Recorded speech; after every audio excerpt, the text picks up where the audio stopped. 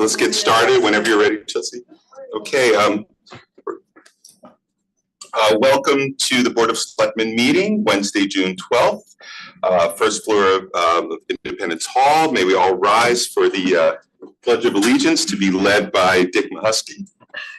Pledge allegiance to the flag of the United States of America and to the republic for which it stands, one nation, under God, indivisible, with liberty and justice for all. All right, thank you. Is Brenda on? Yeah, okay. Yes. Just before we get started, and I apologize for not letting Ms. Kupchak know.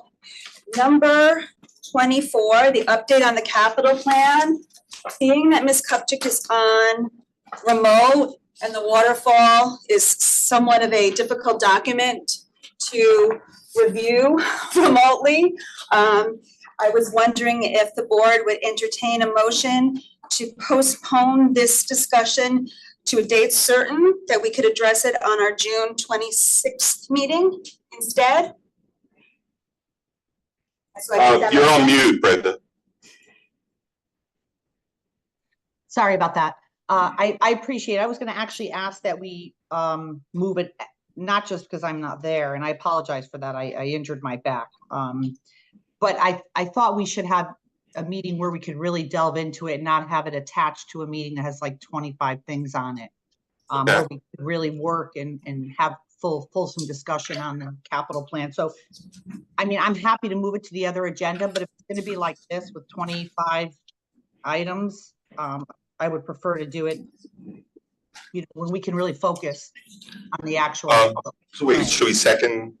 I'll second the motion. Okay. And then for discussion, I agree with you. Would you be amenable to a like a special meeting just on capital? Is that what you're thinking? Yeah, I would love that. Okay. So we don't have a date. we don't have a date, certain so we then. can just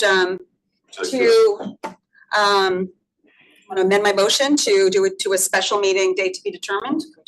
I know. That's Amending your own motion. I mean, or you can amend it. I'll withdraw my motion. Would you like to? Would you withdraw the second of my I motion? will withdraw the second of your motion. I would now like to make a new motion to postpone discussion on a capital plan for a special meeting date to be determined.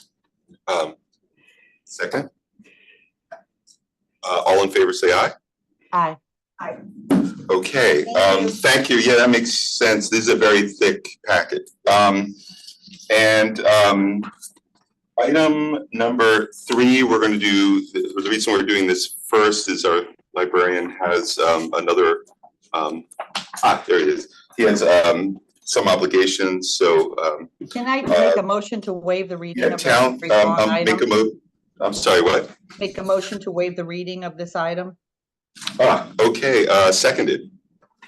All in favor? Before we vote, just to the public who might be listening without the printed agenda, I would just direct them to the website if you want a detail of this agenda item that I ready to vote. Any comments from the public? Seeing none. Back to the board. All in favor, say aye. Aye. Aye. Okay, Scott, we are not going to read the whole page here. Oh, wait, no, we just voted to waive the reading. Not that quick. Not that. You're not on. Right, that was very immediate, but we actually now, it's up to you. We don't have to read the whole thing. Really, the only thing that I'd want to bring up that is on the list is Cersei Dynex, which is our ILS system, which is actually the software that not only runs our computer, our ability to loan books out to the public, but also Pequot and also is the catalog for the Fairfield Museum. We are taking on an additional cost of about $9,500 to move from servers that are hosted by the town and move them to servers that are hosted in the cloud because they've been identified as a cybersecurity risk. And we have asked if the town could look to see if they could find some avenue of funding to help us and Pequot in particular kind of take on this additional cost. And my understanding, it's really essential for Pequot to be able to be on board with this. And Dave Kelly's nodding his head. Anything you would like to say about this?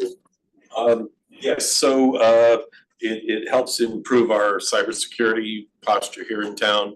Right now, the Pequot Library is essentially connecting into the town network in order to access the servers here. If we move the servers to the cloud, in addition to not having to fund the equipment and continue operating the things here, the Pequot Library would then connect directly to their catalog up in the cloud. And they no longer have to be connected to the town network. Other than that, Cersei Dynex, is there anything on here that is new to the library? Yeah.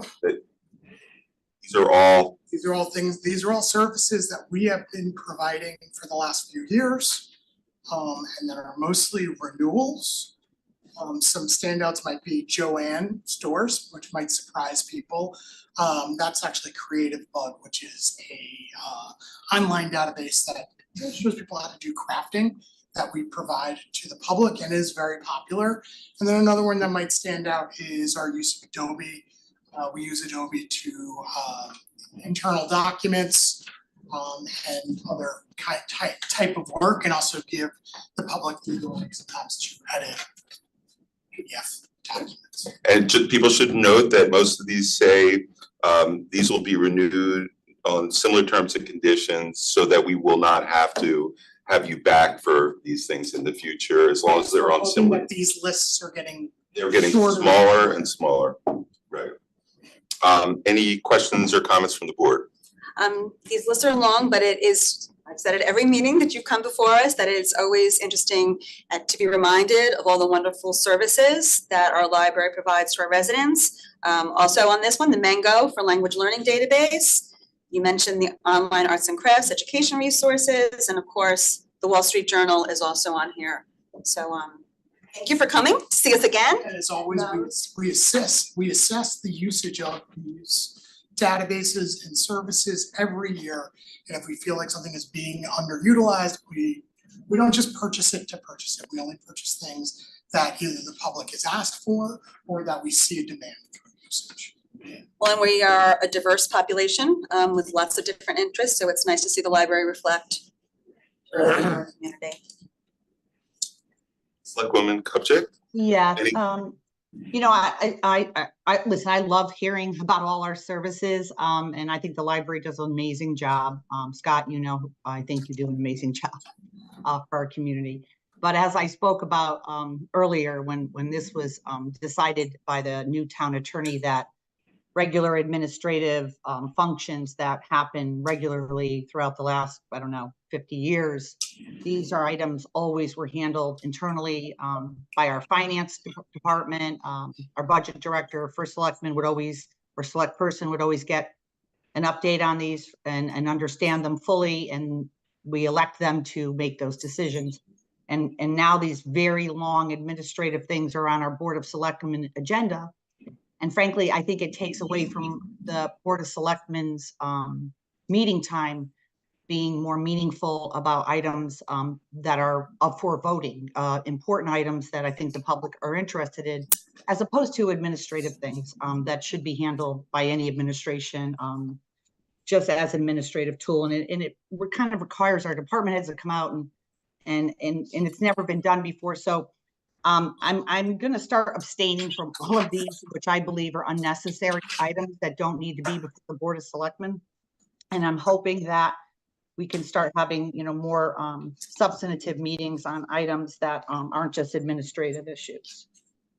And I would like to remind, thank you. I'd like to remind everyone that this was the town attorney's ruling that by not doing this, we're in violation of the town charter, but we will, for all those interested, please, if you're interested in being on the Charter Revision Commission, send us your resumes and your applications, because this will be hopefully something we will address in the town charter. I know in the revision, I know it was on some adjustments to this were attempted for passage in the last go round of that, but it was combined into a single question and failed to pass. This coming, I think it would, hopefully this will be broken out as a separate question on the upcoming town charter revision, and we can make this a little more flexible. But it is in line with the town charters, and that's why we're doing it. I just want to say for the record, you know, and I appreciate that, Bill, but again, we've had a lot of town attorneys in the town for many years, and no one ever ruled that this was a violation of the charter. So I just want to say that for the record. Okay, thank you. Okay, are you anything else for Selectmen? Yeah, thank you very much. Okay, any comments or from the public? Seeing none, all in favor say aye. Aye. Aye. First Selectwoman? Abstention. Abstention, okay, abstain. So it passes. Thank you. Thank you. Free to go. Thank you. Now you can go. Item number 4, a couple of very exciting updates. Bill, do you Airfield. think we could move your update till the end of the agenda so people that are waiting could just move on and then we could focus? This will be so quick. I think I would have been almost done by the time you said. Oh. So FLHS girls softball team won the state championship, Class L. Congratulations to them on a fantastic season. And on Coach Laliberte's phenomenal team and great season. Juneteenth is we're having a celebration. All are invited. It's from 11:30 to 2:30. Maurice Nelson will be giving a talk on what Juneteenth means. We'll have a trio playing music and a food truck. So that will be June 19th, 11:30 to 2:30 on Old Town Hall. And Pride, our Pride Day flag raising will be on the 24th at 5 p.m. Old Town Hall. Mike Testani will be speaking. Sarah Smith, Reverend Sarah Smith, Reverend Curtis Farr will have music, and people are free to come and picnic at that event. Various grants that we have received, greater than $1 million for the lower wharf in Southport, rebuilding the pier and the wall there, the stone wall, which is in disrepair. Thank you to our state delegation for pushing hard to get that money. It's fantastic. $255,000 from the governor's Trails Across Connecticut plan, which we are using. Tim Bishop submitted an application which includes Villa, Algonquin area. The exact nature of that plan is in development now that we have the money. So that more to come on exactly what that will look like. A $350,000 grant for Safe Streets for All, to develop a Safe Streets plan for Fairfield. That was an effort that came from externally from advocates for bike pedestrian and safe driving. And that was Sarah Roy, Jeff Randolph, Sarah Mason came to town to present the opportunity. And we brought Terry Brown in, our grants coordinator, and they got the grant. And we are extremely excited about that. Once we sign the documents, we'll be going out to look for the consulting company to help put that plan together. Any discussion on that? It's not a discussion item, so but it's an update. But if you want to make a comment, feel free. I would. So I just wanted to say I was a little disappointed that the town didn't carry forward with the Pride Rainbow Rendezvous that we had created and that Park and Rec put on, which was really a lovely event, family-friendly event with music and games and food trucks. And it wasn't, you know, it was such really a fun event. And I was disappointed to see that it wasn't carried forward. And I would hope that it would be reinstated because I know a lot of families enjoyed it. That will be reinstated. I wanted to mention that I was happy to see that Maurice Nelson was going to be speaking at the Juneteenth event. As you know, he was one who did the work on the racial task force blueprint and putting together a list of recommendations for the town. And I would ask if we could get an update at our next meeting about what the town is doing to implement some equity and racial equity items that Mr. Nelson presented to our town to try to install in our town government and employment and things like that. So I think that would be really good to hear an update. Okay. Go ahead. Just congratulations to our girls softball team, as well as we have a lot of other high school athletes that just excelled in the spring season, as well as the Western Regional musicians were also recognized at last night's Board of Education meeting. And also congratulations to both high schools who will be graduating tomorrow. So congratulations to the class of 2024. All right. The award tomorrow. Are you gonna be? What? You're gonna be at Ludlow? I invited myself to Ludlow because I have so many children there that are graduating that I would like to see. Okay, item number 5, resignations for information only. Really big thank you to Steve Nyadik for Bike and Pedestrian Committee, served as chair and resigned June 3rd, 2024.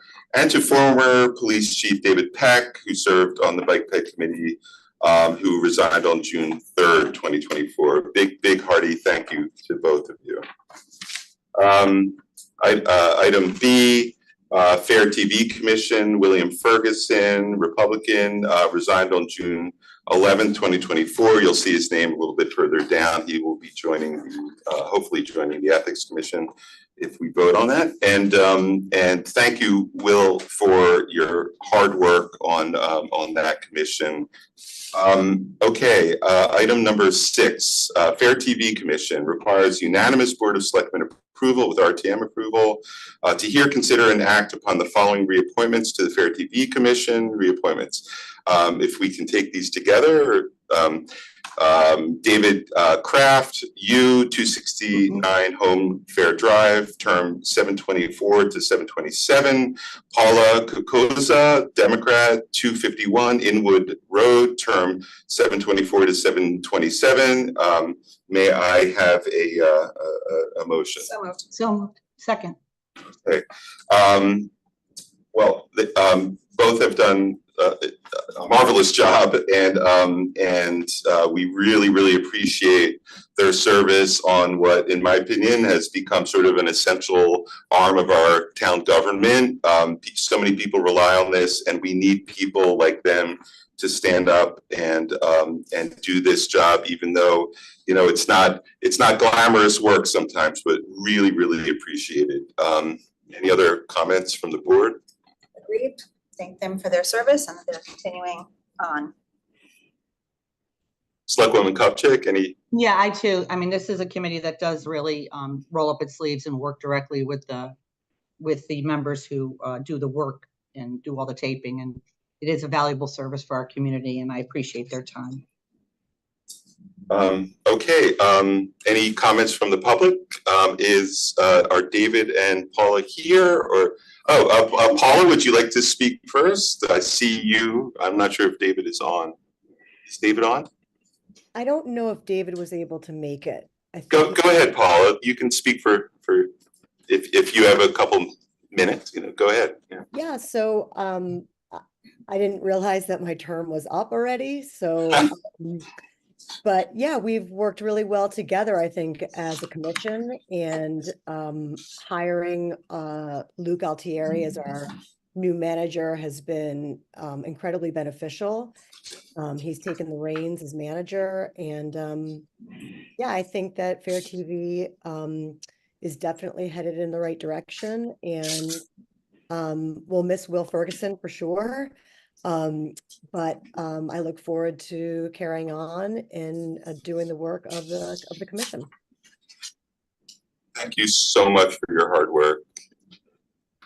Sure. You stick around forever if that's what, but any comments, any other comments from the public? Seeing none, all in favor say aye. Aye. Aye. Unanimous. Thank you, Paula, and thank you, David, for your service. Item number 7, Bicycle and Pedestrian Committee. To hear, consider, and act upon the following appointments to the Bicycle and Pedestrian Committee. Appointments, Amy L. Barrett, 306 Villa Avenue, term 11/22 to 11/26, to replace David Peck. May I have a motion? So moved. Is Amy on? Yes, I am. Oh, hey, can you introduce yourself? Sure. My name's Amy Barrett. I live on at 306 Villa Avenue. I'm a lifelong Fairfield resident, product of Fairfield Public Schools, and I'm really looking forward to serving on this committee. I first got involved with pedestrian safety after an unfortunate incident in my front yard, but as a result of that, I met some really fabulous people on the Bike Ped Committee, worked with the Police Commission, engineering, Bill and Mega, and I'm really looking forward to continuing that work, not just in my neighborhood, but throughout the town. May I just say your knowledge of like MUTCD guidelines is pretty amazing. I've seen you speak in public a couple of times. You seem to have a really strong grasp of the law and the guidelines. So thank you for stepping up. Any other comments? I would just say, you know, we've had such turnover on this committee over the last 4 years, and you know, I was thinking about it when I saw the agenda come out, and when we received the resignations over email of 2 people. And it's not unusual because during my 4 years, a lot of people came on and went off this committee. And I know, Bill, you and I discussed this during the transition meeting, that some committees maybe may not be as, you know, relevant anymore, because we do have over 300 and something people serving on boards and commissions. And while I appreciate people stepping up to be on this committee, and I understand the intent when it was originally created was to identify issues in our town, but honestly, after watching it for 4 years, our police department and our police commission receive so much input from our public, as does our engineering department, as does the first select person's office, and they are so on top of their game. I mean, our engineering department and our law enforcement address people's concerns every single day.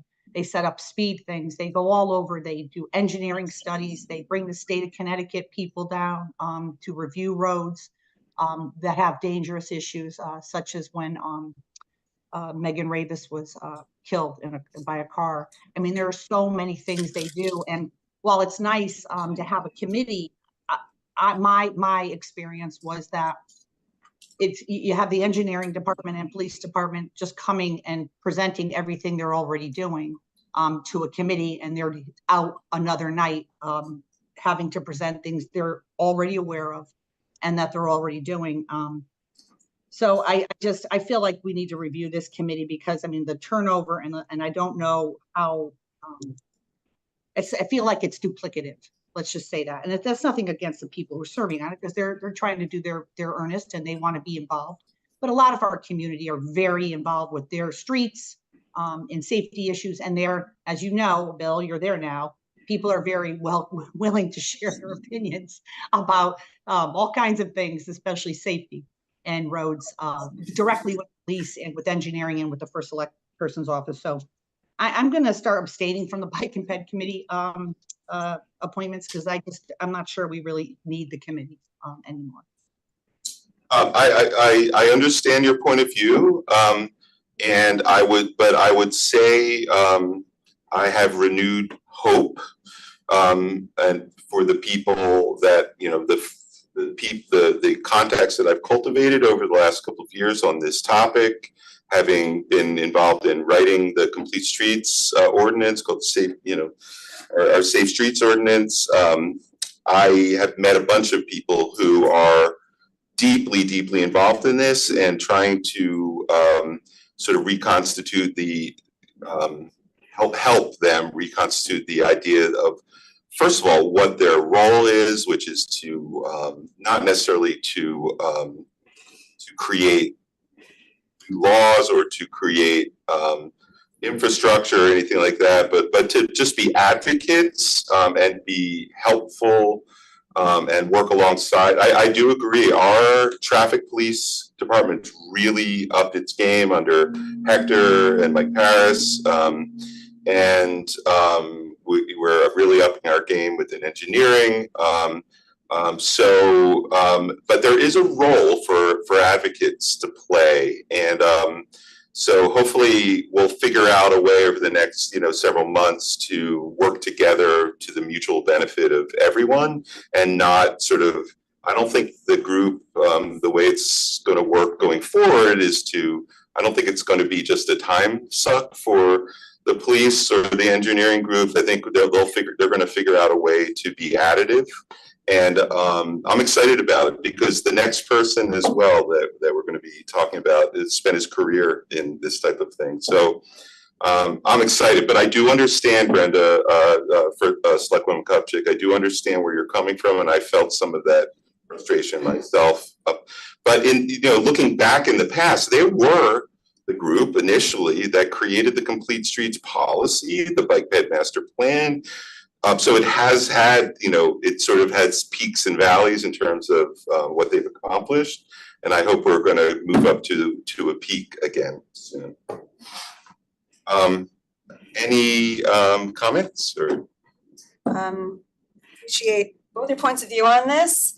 I think that we have such qualified candidates before us that I am optimistic that maybe we will see a change in this commission, that they will be more of a resource as opposed to if they were somewhat of a time suck. I'm not saying that they were, but if that is perspective of past practice, glad that we put it out there on the open, and something for the commission to keep in mind as they move forward. I will be supporting.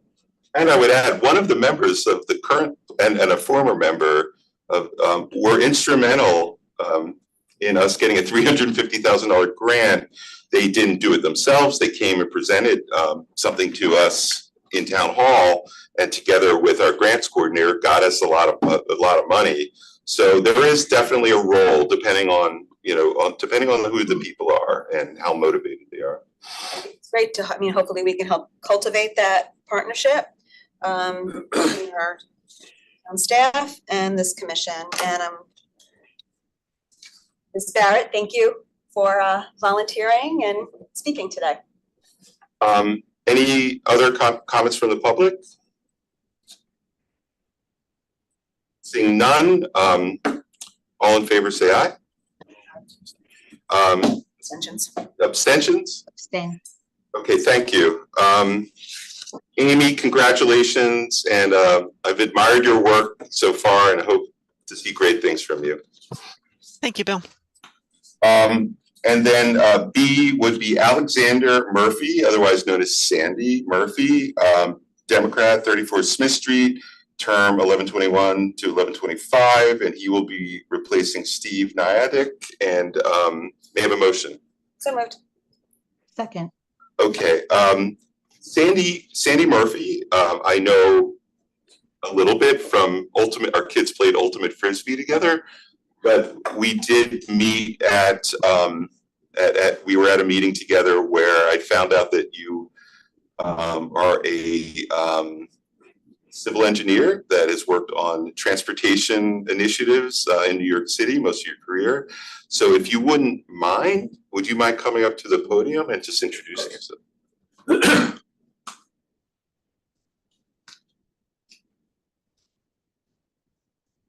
Good afternoon. Yeah, as Bill mentioned, I had a long career, about 37 years working in the transportation field. Started with the New York State Department of Transportation for about 6 or 7 years, and thereafter I was working for various consulting firms, largely in New York City. I did manage a small office in Stamford from the mid-aughts, the mid-90s to the mid-aughts, and in that time, I worked on a number of Connecticut DOT projects. Over the course of my career, I've become very well versed in things like the MUTCD and the AASHTO manual, which is kind of the basic design guide that all DOTs follow and most all revert back to for any kind of design policy. So I would bring a real technical background to my role on the committee.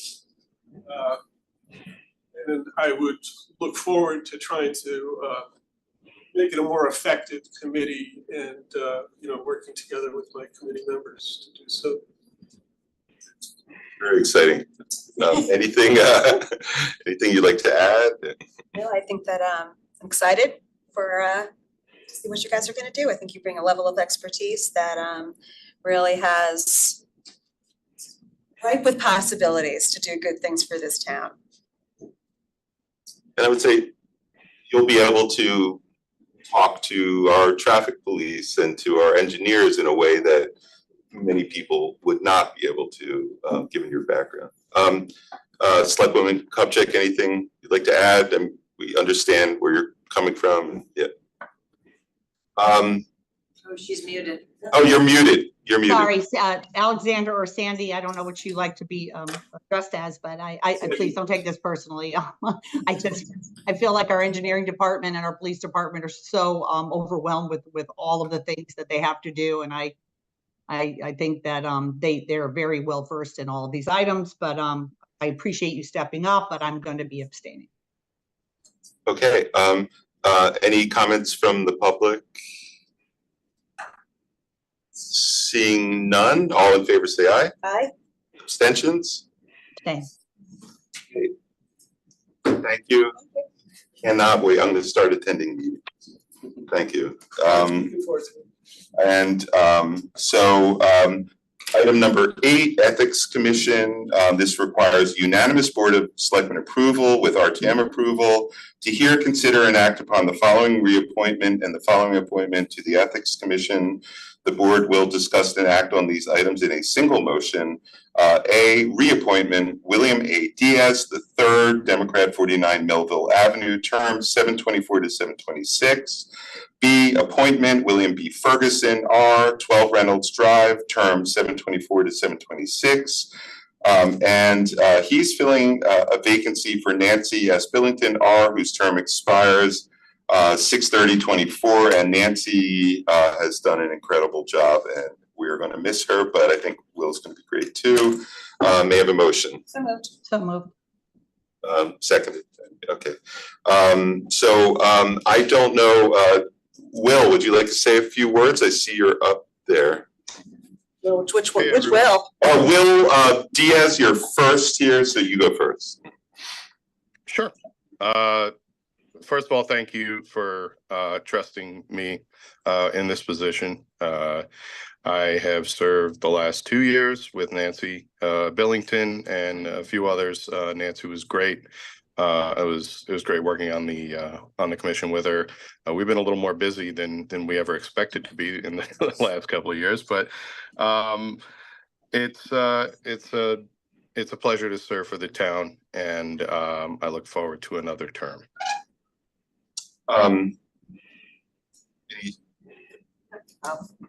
Will, have you found? So we have redirected the hotline, the anonymous hotline, to now go to the Ethics Commission. Is that part of what the increase is? I'm curious. Making you busier than you. Yeah, I think we sort of had a gatekeeper prior to that, and so everything's coming directly to us. We're having to discuss all these things without the town attorney sort of taking a turn at sort of analyzing whether these things are worthy of our time. So the town still gets copied, but and it's fine. Everything's valid. We're grateful to be able to take a look at these things, and yeah, so definitely maybe that is the culprit. So thanks, Bill. Any questions for Will or comments from the board? Just thank you for your service and being willing to stay on. I think your background brings a lot to this position. This is one of the most important commissions opinion.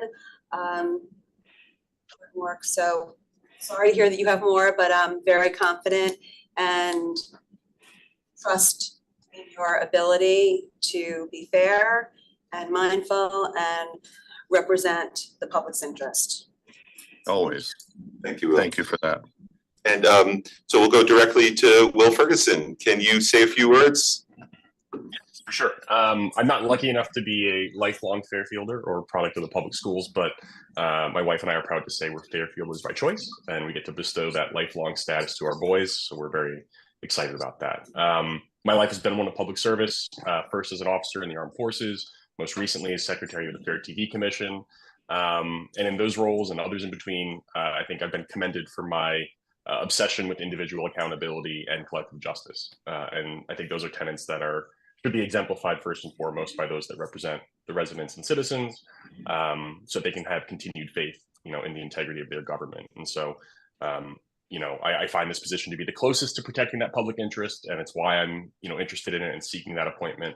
And yeah, I want to express my gratitude for being considered, and I do welcome the opportunity to ensure, that our town upholds those standards of conduct and code of ethics. And it sounds like the commission is busy, and I'm excited to dig in and hopefully take on some of that burden.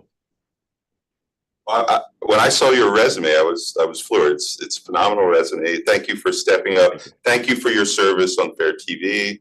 And hopefully they can replace you. Any other? I just want to say that I want to publicly thank Nancy Billington for her service to the community. She's a lovely person. She does a lot of work in mental health and other matters, and she took this on. And I just wanted to publicly thank her for her service on the commission. And I want to thank both of you, Wills. I don't think this might be the first time we're actually pointing two people to the same first name. So that's kind of interesting. But I want to. There's a will, there's a way. So there's a will, there's a way. I love that. I think that this commission is very important, and that it serves in a way that other departments can't duplicate. Right. So it's fair-minded citizens who are listening to ethics complaints, and I think it's very important. And I know it must be sobering to have to review that sort of thing, but and hard. So I just wanted to thank you both for stepping up to serve in what I believe is a very vital and important role for our community. Thank you so much. Thank you. Any comments from the public?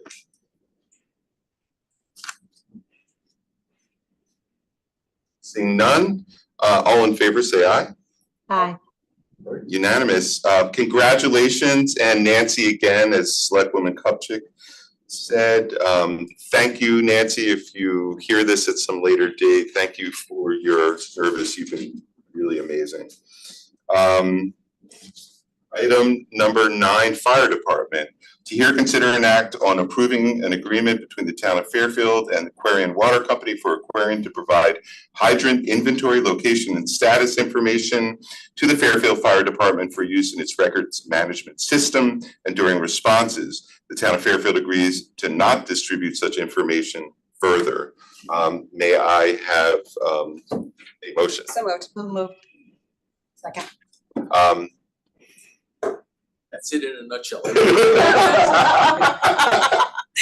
you have any questions, please direct them. I don't have any questions. I don't have any questions. Any questions, Woman Kupchak? I just want to say nothing against the fire department or you, Chief. I'm going to be abstaining from what I believe is administrative issues. So just wanted to say that. Any comments from the public? Seeing none, all in favor say aye. Aye. Abstentions? Abstain. Sorry, abstain. Almost got you there. We almost got you. We almost got it now. Almost got you. You almost got me. Thank you, Deputy Chief. Item number 10, IT Director. See you later. To hear, consider, and act on approving agreement between the town of Fairfield and ChimeNet. Under the agreement, ChimeNet will continue to provide private dark fiber services to the town for a 2-year term commencing on July 1st, 2024. May I have a motion? So moved. Second. David? This is essentially just crossing some Ts and dotting some Is. 3 years ago, the town went out to RFP for the fiber optic routed network that connects roughly 20 town sites together on our town network. A portion of that agreement is the leasing of the actual fiber optic cabling on the poles from Connecticut Hospital Association, known as ChimeNet here. At the time, we also coincidentally had an RFP out for the town to acquire its own fiber optic network on the poles using ARPA funding. But we did not proceed with that project. But since we didn't know at that time, I did not want to commit the town to paying to lease the fiber for 5 years if there was a chance that that project would proceed and we'd be able to move on to our own fiber after 2 years or so. So we agreed to a 2-year commitment with 3 one-year renewals after that so that we could get out if the project had proceeded. We've been able to start using our own fiber. That did not happen, so we've been continuing to lease the fiber, but technically we probably should have been renewing the 3 one-year renewals formally. The representative at ChimeNet called and said, hey, we forgot to do that, but we should do it. So he wanted us to sign a 1-year renewal. Since the project's not there, I said, let's make it for both years remaining on our 5-year agreement, so that we don't have to come back next year. So there's nothing new here, it's just formalizing something we're already doing. Any comments or questions from the board?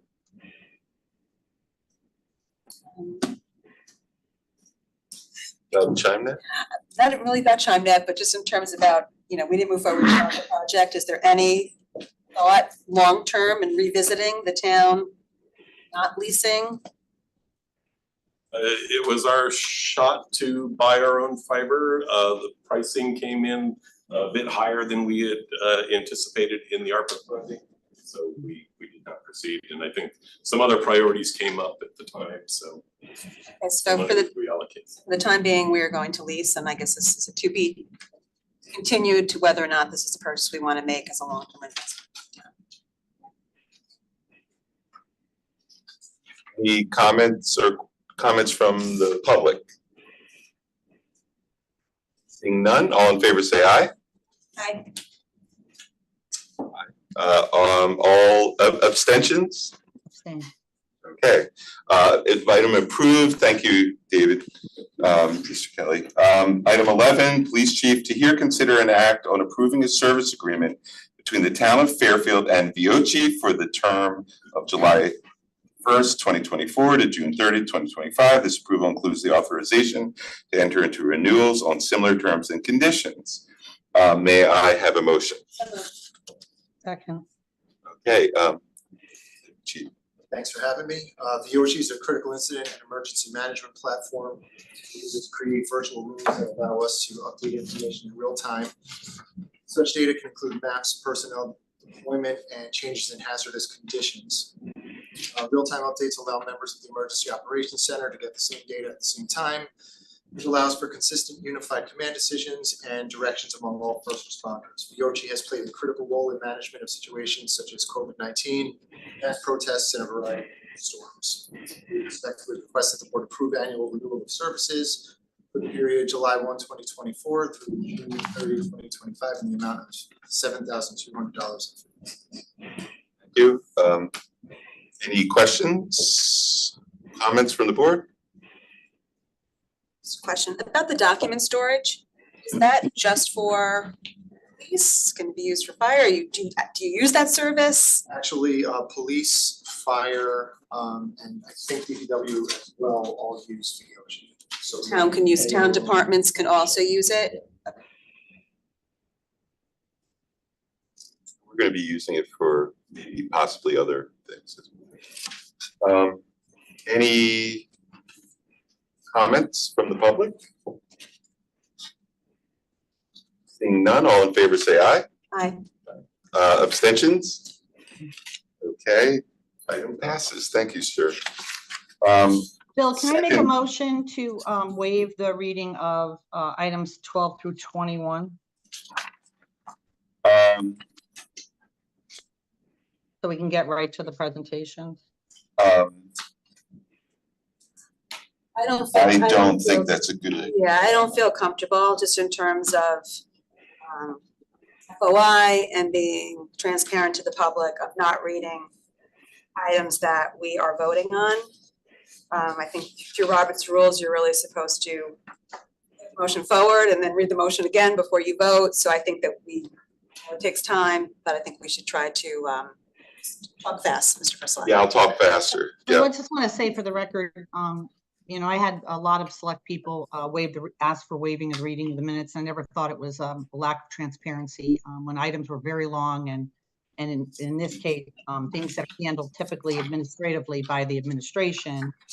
I just don't see how the public is being denied something that typically was never given to them anyway. It is posted online. They can see the agenda if they care about lease agreements and digital subscriptions and things like that. Be noted. I mean, personally, I disagree, so I'm not going to second it, but yeah. Okay, I'm not going to second it. That is failure to have a second. So we are on item B, 11B. Here, consider an act on approving a service agreement between the Town of Fairfield Police Department and Reach Marketing Group, Inc., DBA Reach Media Network for the term of July 1st, 2024 to June 30th, 2025. This approval includes the authorization to enter into renewals on similar terms and conditions. May I have a motion? So moved. Second. Okay, Deputy Chief. So Reach is a media software that we use for our in-house digital signage. The software supports posting of important information such as upcoming events, public service announcements, safety information, urgent updates to any laws, policies, or procedures, and also allows us to post accolades honoring specific authors for a variety of accomplishments. We respectfully request that the board approve the annual renewal of services for the period July 1, 2024 through June 30, 2025 in the amount of $1,000. Any comments or questions from the board? Seeing none, any comments from the public? Seeing none, all in favor say aye. Aye. Abstentions? Okay, item passes. Thank you. Thank you, Deputy Chief. Item number 12. Assistant DPW Director to hear, consider, and act on approving an amendment and extension of an agreement between the Town of Fairfield and the Department of Housing. The proposed amendment extends the end date of the agreement from June 30th, 2024 to December 31st, 2024, and amends the project schedule agreement by 6 months for the WWTP microgrid project. May I have a motion? So moved. Second. Mr. Cattell. It's a 6 months extension to complete the project and the closeout process of it. Can you just tell everyone what this project is all about?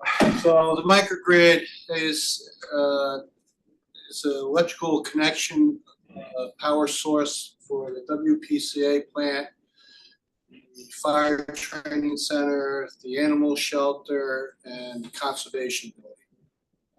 All those buildings will be electrically tied together so that if we had a outage of UI due to a major storm, the generator that's located at the WPCA would be able to power up all those facilities to maintain operation.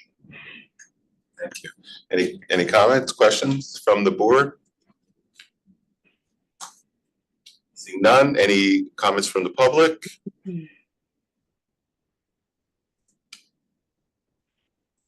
Seeing none, all in favor say aye. Aye. Aye. Abstentions? Thank you so much, Mr. Patel.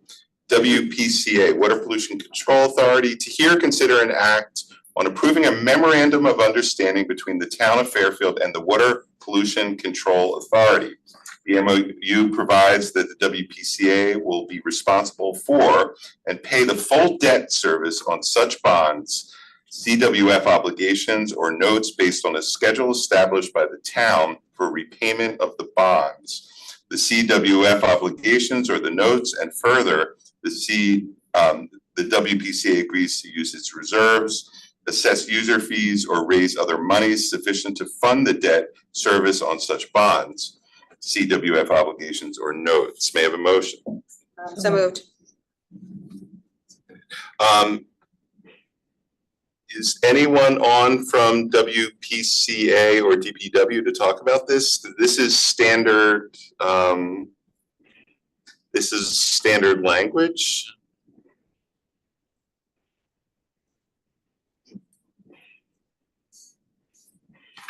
No one is there. What is that Connecticut chapter? Someone text can move this item. Well, this is the MOU that we voted to appropriate the funding. We agreed to this MOU. I mean, this is standard language. If you are, it's moving it forward. if you're okay with approving this without WPCA here, then we can move forward, because I am. This is the standard arrangement with WPCA, but Brenda, I'm not sure how you feel about that. I think you know how I feel about this. Okay, It's you're okay duplicative. approving this without someone from WPCA here? Well, did they put this forward? WPCA, I thought the town was putting this forward and then it's gonna go to WPCA. We were gonna sign Well, it's approve it both. first. Yeah. So I think that we need to move this forward,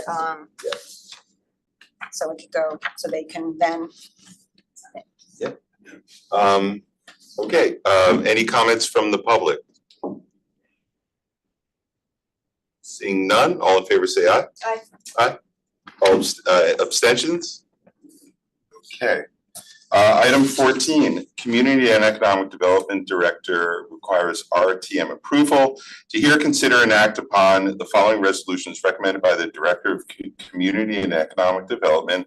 Resolved that the applications received under the Neighborhood Assistance Act, or NAA, program are hereby approved, and the Director of Community and Economic Development is hereby designated as the municipal liaison of the town of Fairfield for this program. May I have a motion?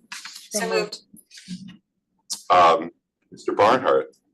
Mark Barnhart, Director of Community and Economic Development for the town. You'll notice I'm a little bit more casually dressed than usual. As most matter of Fairfield Make Music Day, which is coming up on June 21st. Summer solstice. It's our 7th annual. And we have over 70 performers, 30 different venues throughout town, 115 performances planned, 14 hours of continuous music. So a special thanks to Lou Hoyman and Alice Niveropoulos all together. I just want to invite everyone to take part in a great event. Back to regular programming. Can I buy where can I get a t-shirt? For sale? Okay. I do have these really cool stickers where you get information about the lineup, which I'll pass out. Okay. Neighborhood Assistance Act program is a state program that provides a tax credit to businesses that make charitable contributions to community activities, programs run by both nonprofits and municipal agencies that have been vetted and approved by the town. There are no town funds involved. Our obligation is to solicit applications from interested municipal agencies and nonprofits in a certain time frame, conduct a public hearing, which we've done. Fifth, designate a municipal liaison, which traditionally has been the director, and then act on it, approve both RTM prior to July 1st in order to meet services.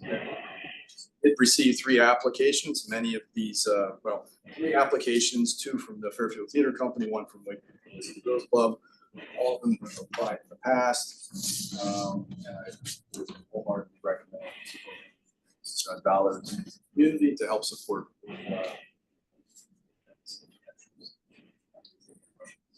Any questions from the board? Comments? Seeing none, going to the public, any comments? Seeing none, all in favor say aye. Aye. Aye. Abstention, oh, aye, okay, unanimous. Sticking with you, Mark, item 15, Community and Economic Development Director requires RTM approval. To hear, consider, and act upon the following resolution recommended by the Director of Community and Economic Development. Resolved that the program year October 1st, 2024 through September 30th, 2025 Community Development Block Grant, CDBG, Annual Action Plan be and hereby is approved in the amount of $554,000, which includes entitlement grant funds for $479,237 and program income of $74,763. Further resolved that William A. Gerber, first selectman of the town of Fairfield, be and hereby is authorized to execute any and all necessary documents to facilitate the town's receipt of these funds and participation in the CDBG program. May I have a motion? So moved. Second. Mark. Okay, again, so the town is a recipient of federal dollars through the Department of Housing and Urban Development under its Community Development Block Grant Program, has been since the inception of the program. It does provide some flexibility in terms of how we deploy those funds, so long as they meet eligible for federal assistance, they meet a national objective. In most cases, we demonstrate that it serves persons or areas of low to moderate income and is further identified as a need in our annual action plan 5-year consolidation. So we do go through a process of soliciting applications from municipal agencies and nonprofits. We allocate up to 15% of the grant towards public service activities and other 20% of our program administration costs. This has largely stayed, many of these groups have received funding, as in fact all have. So we're allocating the maximum that we can in categories. The grant itself is a little less than what we had last year, a slight decrease from our current allocation to $79,037, making it up. We should exceed based on where we are to date. So this does have to go to the RTM. We have had our public hearings to date, so we're well on our way, but we'll just get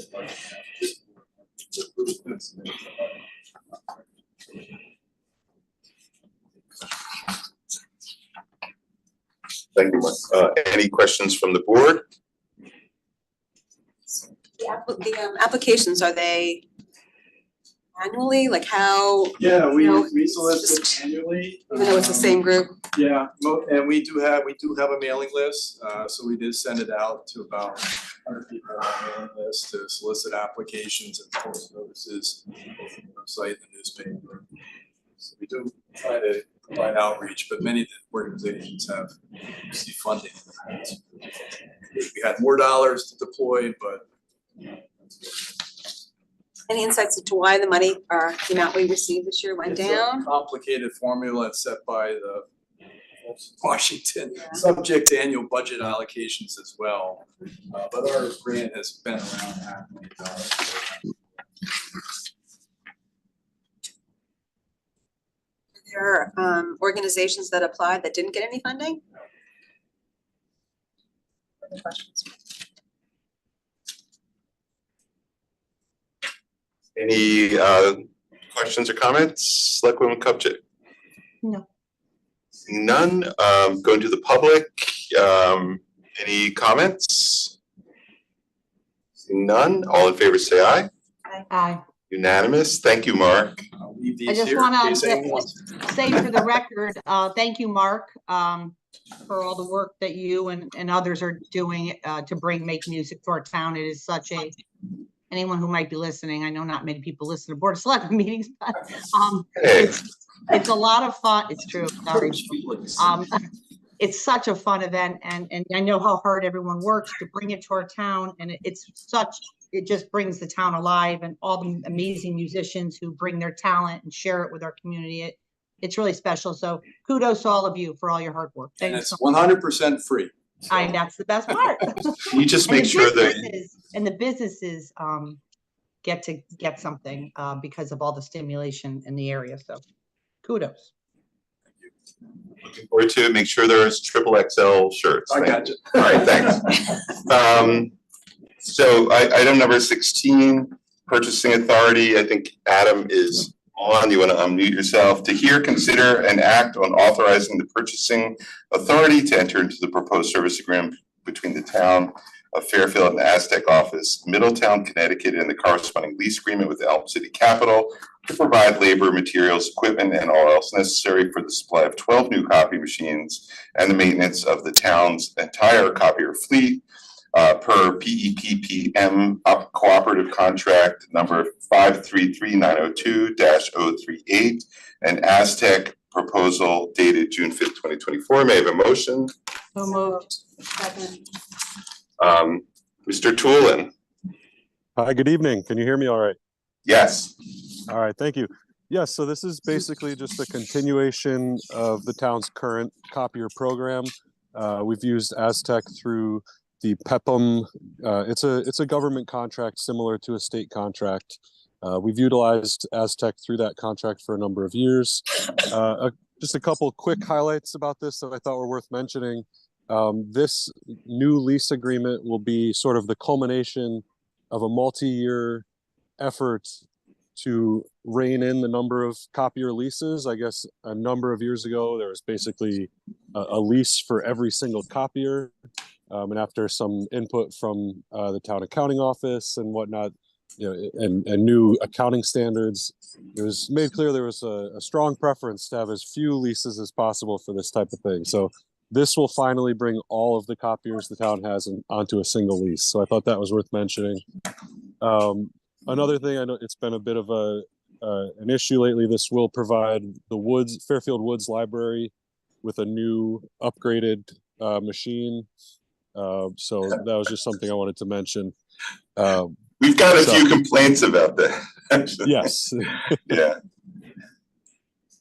Fantastic. Thank you. Any comments from the board? Questions, comments? Seeing none, going to the public. Any comments? Seeing none, all in favor say aye. Aye. Abstentions? Okay, the item passes. Next item, Adam, this is you.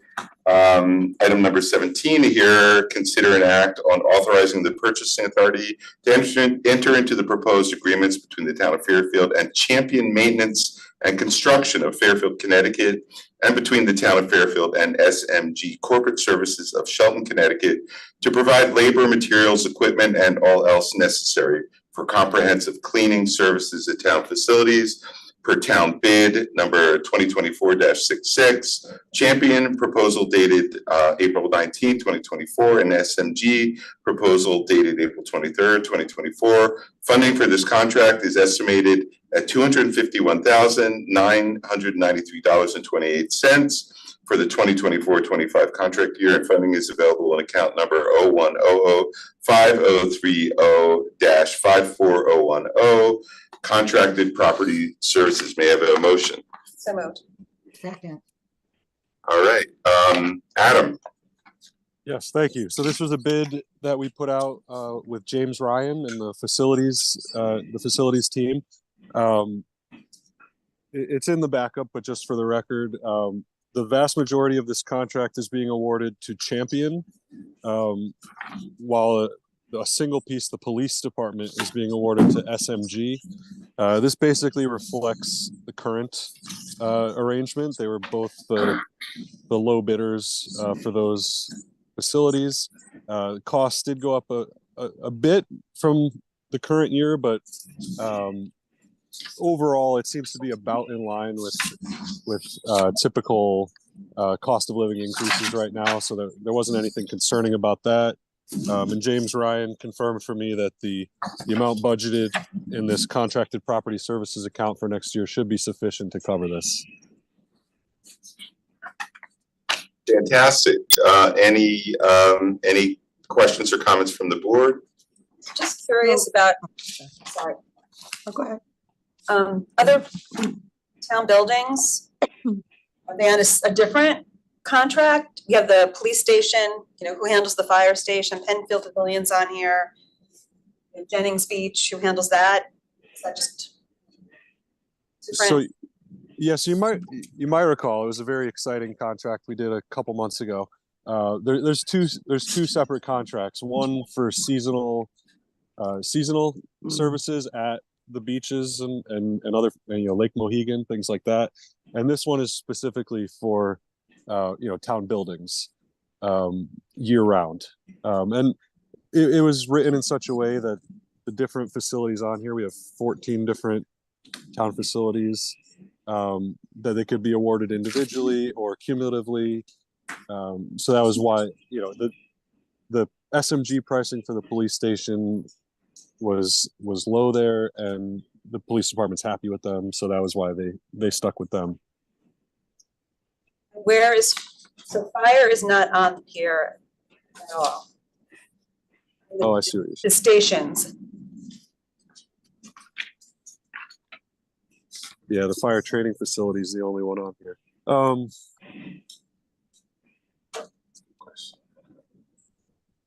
That's a good question that I will have to get back to you on.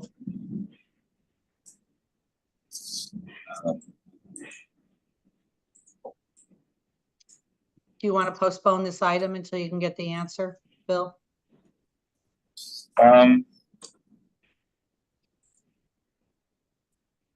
Well, Adam, if you can dig it up while we're talking about other stuff, maybe we can postpone the vote and then postpone the item.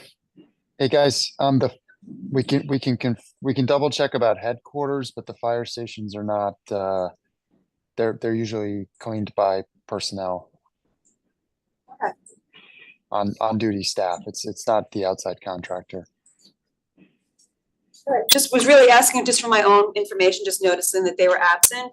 Not looking to hold up voting on this if what's before us. The bid covers the properties listed and the costing is right. Happy to vote. And then we could just follow up just for my own information on how the fire stations are cleaned. Well, I think David. And if it's by personnel, but he said he was gonna check on headquarters. Oh, you're gonna check on headquarters? Right. I can double check for the office space there, but I believe it applies the same. But on duty personnel has historically cleaned the firehouses. I can confirm that the office space is done that way and update the board just to make sure, but I believe it's the same. That's a good question, but Adam, everything. The coverage of this contract is in line with the past contracts, right? In terms of areas?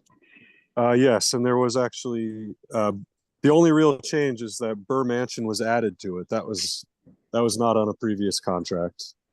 Otherwise, everything is the same from the existing contract.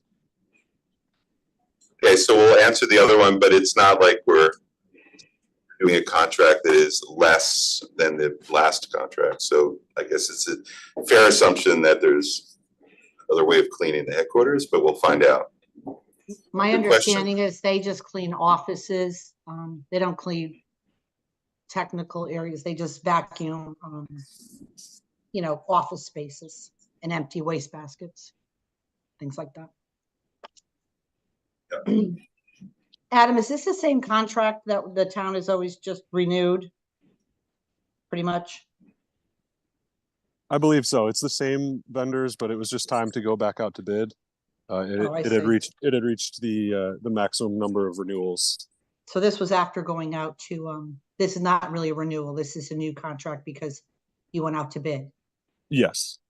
Okay, thank you for that. Okay, so we'll get an answer on who empties, cleans the headquarters. Any comments from the public? Seeing none, all in favor say aye. Aye.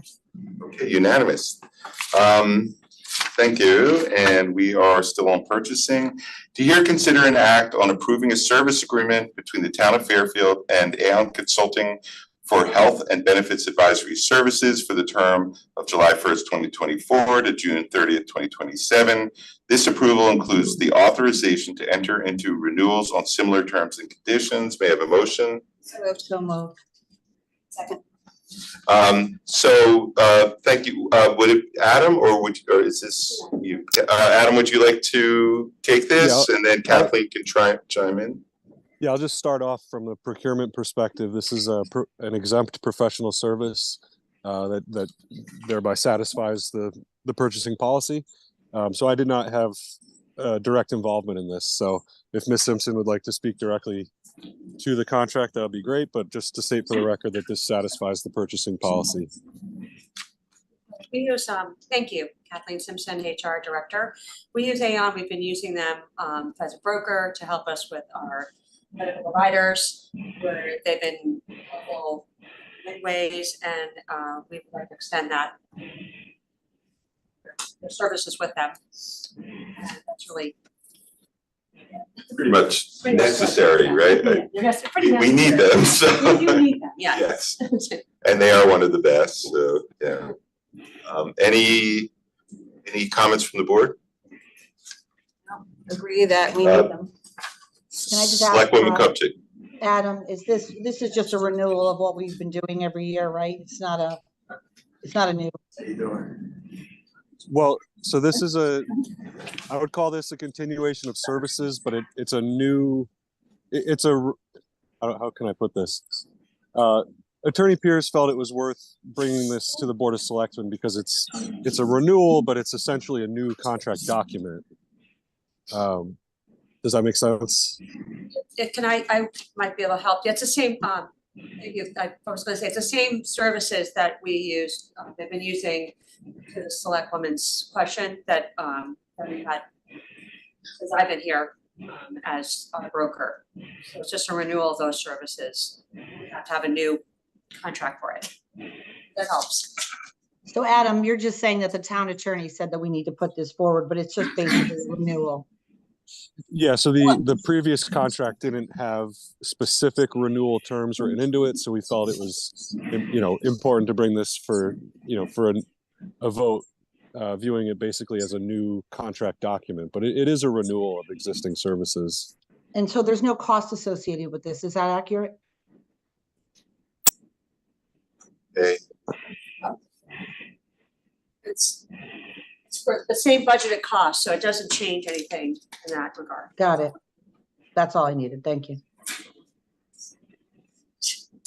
Any other comments or questions? Any from the comments from the public? Seeing none, all in favor say aye. Aye. Abstentions? Okay, thank you, Adam. Next, 19, purchasing authority to hear, consider an act on authorizing the purchasing authority to enter into the proposed agreement between the town of Fairfield and Topgolf USA, Inc. of Dallas, Texas, to provide software licenses and all else necessary for the Top Tracer golf tracking system at H. Smith Richardson Driving Range per town bid number 2024-08 and Top Golf Order form dated May 20th, 2024. The software license agreement has an annual total cost of $49,860 with annual increases not to exceed 3% for a period not to exceed 5 years. This approval includes the authorization to enter into software renewals on similar terms and conditions. May I have a motion? So moved. Second. So Adam and I believe Anthony are on. Which one of you, Adam, would you like to take this first? Yeah, so I'll start again. This is Adam Tulin.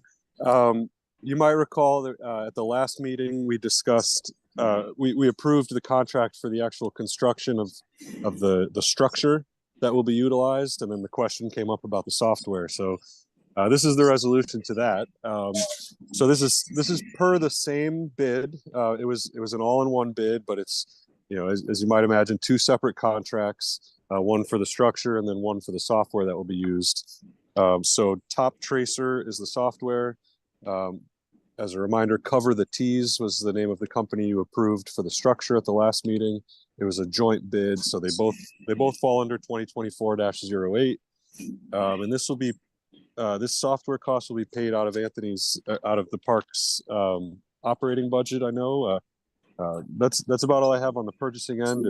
If Anthony has anything to add, or if you have any questions, happy to answer. I know, Anthony, people are wondering about the timing. When's it going to be ready? Well, I believe now we have all the contracts signed and approved by the Board of Selectmen. So, and I believe purchase orders were entered yesterday, or at least requisitions were. So as soon as those purchase orders get turned around, we're probably, I would say, 2 to 3 weeks from breaking ground, and then we are about 6 weeks from completion. So this will definitely be done, hopefully by the end of July.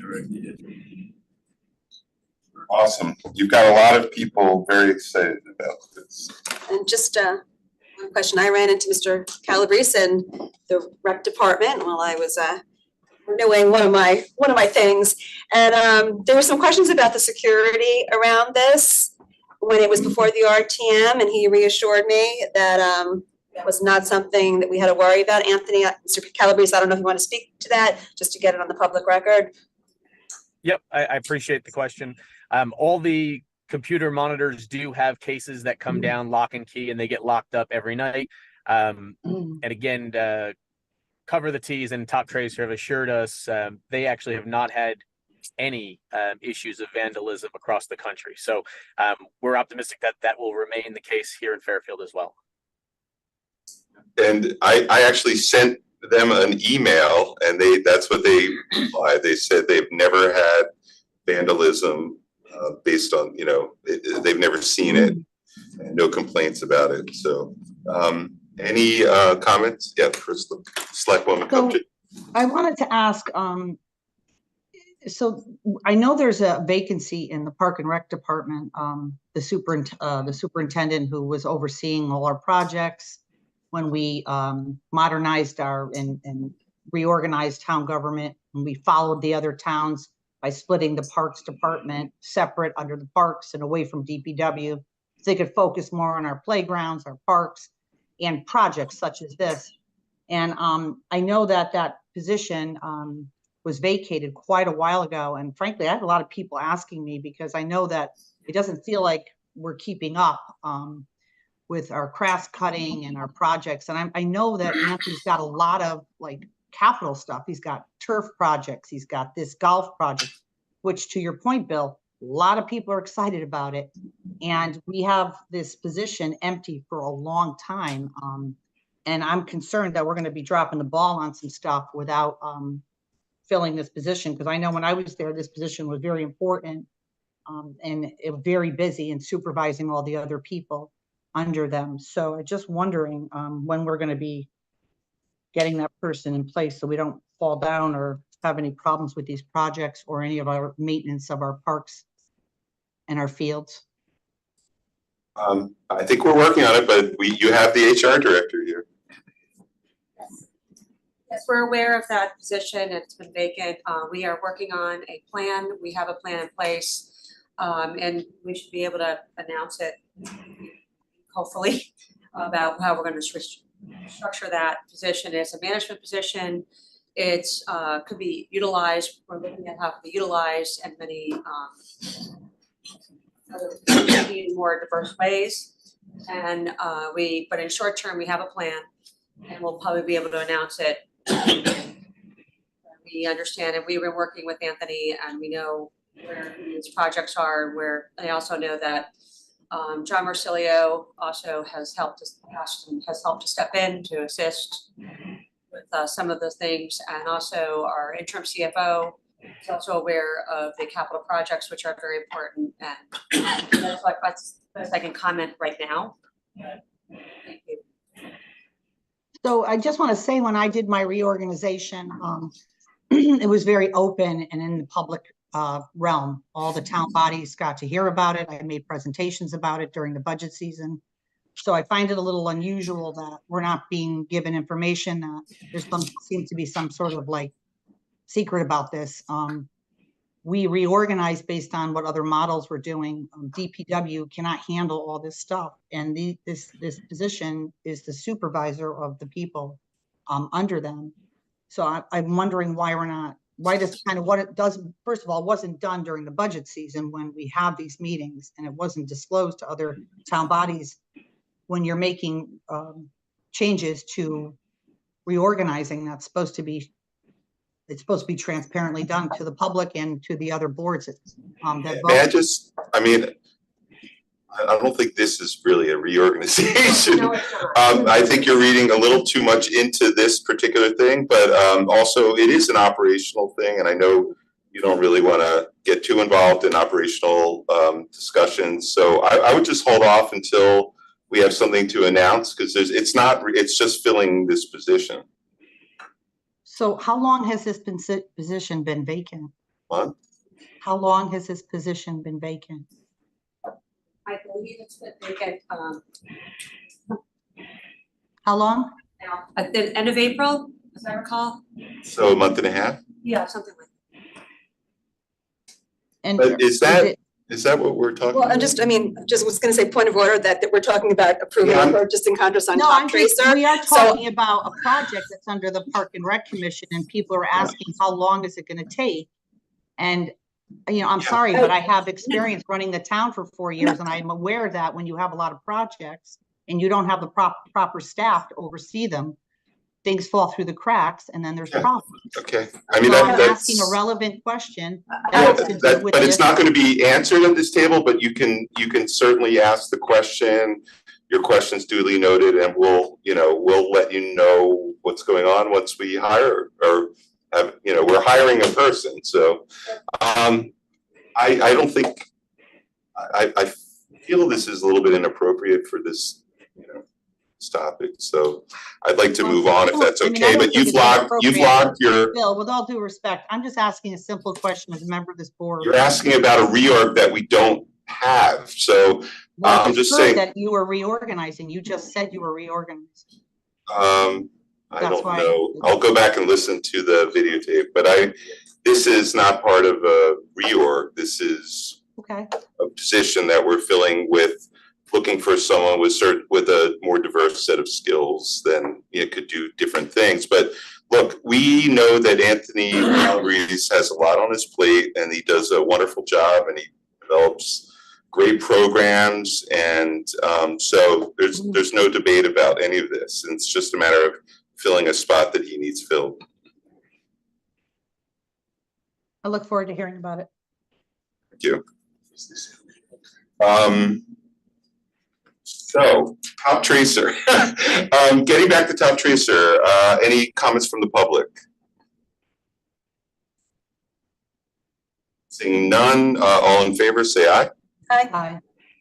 Okay, fantastic. Looking forward to this getting. This next item is extremely important. Item number 20, Purchasing Authority, and probably Ross will want to take the lead on this. To hear, consider, and act on authorizing the Purchasing Authority to enter into the proposed service agreement between the Town of Fairfield and Tyler Technologies, Inc. of Moraine, Ohio, to provide appraisal services concerning the reappraisal and revaluation of all taxable and exempt real property within the corporate limits of the Town of Fairfield, Connecticut, as detailed in RFP 2024-37 and the Tyler Technologies, Inc. RFP submission dated March 7, 2024 for a base contract of $631,000. Funding for this agreement is available on account 01003050-53200, fees and professional services. May I have a motion? So moved. Second. I will let Adam, you start, but then you can talk about the process maybe, and Ross can talk a little bit about, give a little color, if that's all right. Sure, yes, this is Adam Toolin again. We put out RFP number 2024-37 earlier this spring. We received 3 submissions back in March 7th, 2024. The responses came from Municipal Evaluation Services, Tyler Technologies, and Vision Government Solutions, which in general, those are sort of considered the three main competitors, the 3 big firms. We completed a thorough RFP process with a RFP panel. And then after all things were considered, the highest rated firm and the recommended award is for Tyler Technologies. So if Mr. Murray would like to speak further about this contract, that would be great. Ross Murray, I'm the assessor for the town of Fairfield. So we are looking to recommend Tyler be awarded the contract to do our 2025 reval. They will be responsible for valuing all the property. Visits to many properties. We'll be using a data mailer to verify data. These are all sold properties, and use those sold properties to develop the pricing model. All properties in town. Budget is we've been started budgeting this year. It's in this fiscal year's budget, and we have money in next year, and then the balance based on the actual contract will go into the fiscal year 26. So it'll be a 3-year cycle to get this completed. It's considered a full revaluation, which means that we do verification on all properties. I would add that Tower is a very large company. I'd like to thank the panel that I worked with selecting it, and First Selectman Gerber, and also thank Lee Flaherty from purchasing. She was wonderful. Tyler is a national company. Have a regional office that works in the New England area. They perform many revals in Connecticut and waterfront properties, towns throughout the England. Project manager has an extensive background in revaluations and valuing, probably over the last 40 years. He's along with the team that they put together. So they really have a extreme amount of depth. And they're also competitively priced. Thank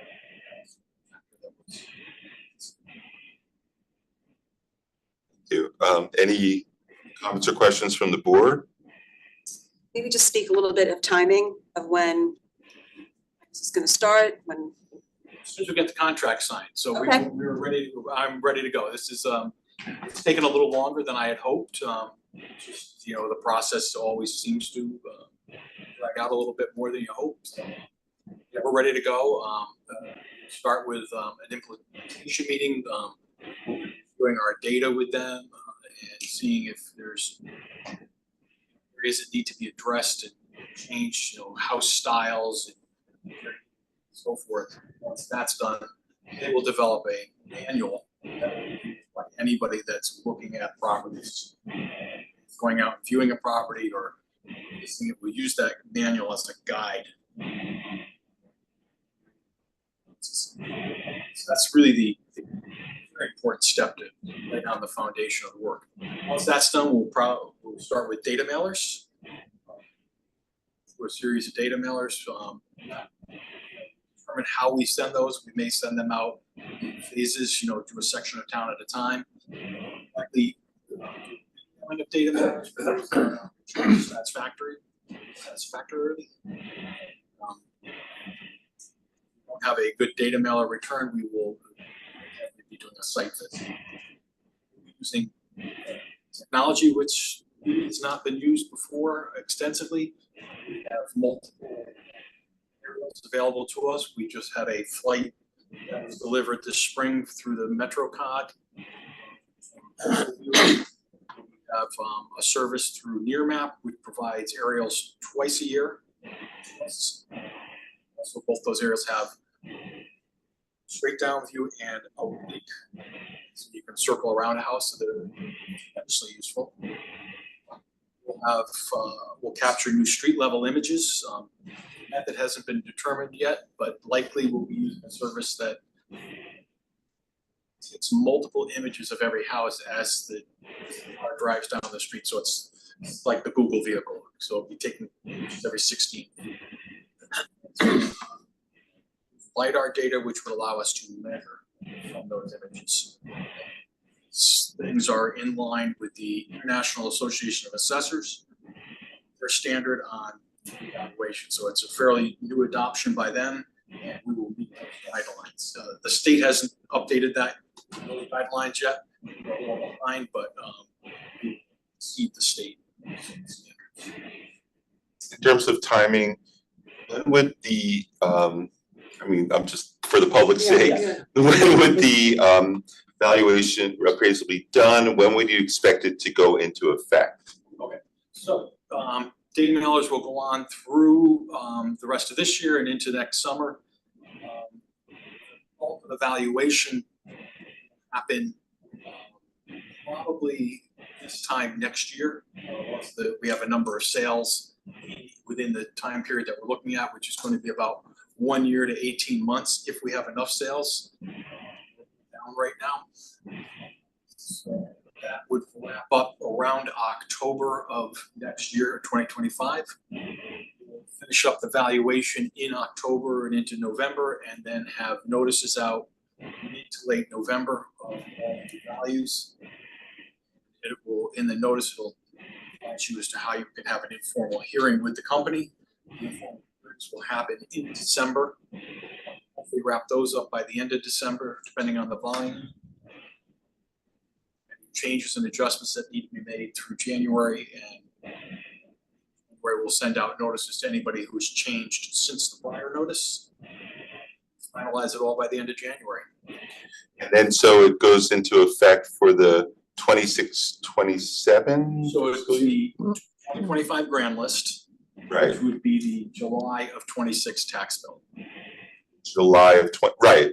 July of 26. July of 26. So 25, 26 fiscal. Assessment 26. July of 26 tax bill. 26, 27 fiscal year, right? Right.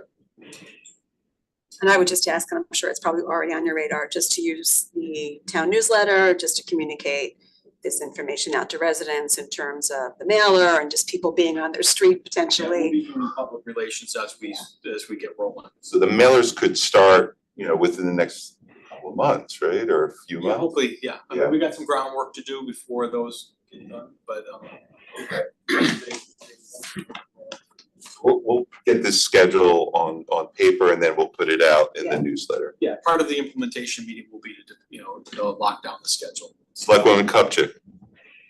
I would highly encourage you, Bill, to meet with Ross and make sure you have all this information, because when we did it, it was very vital that the community understood exactly what was happening and how it was happening.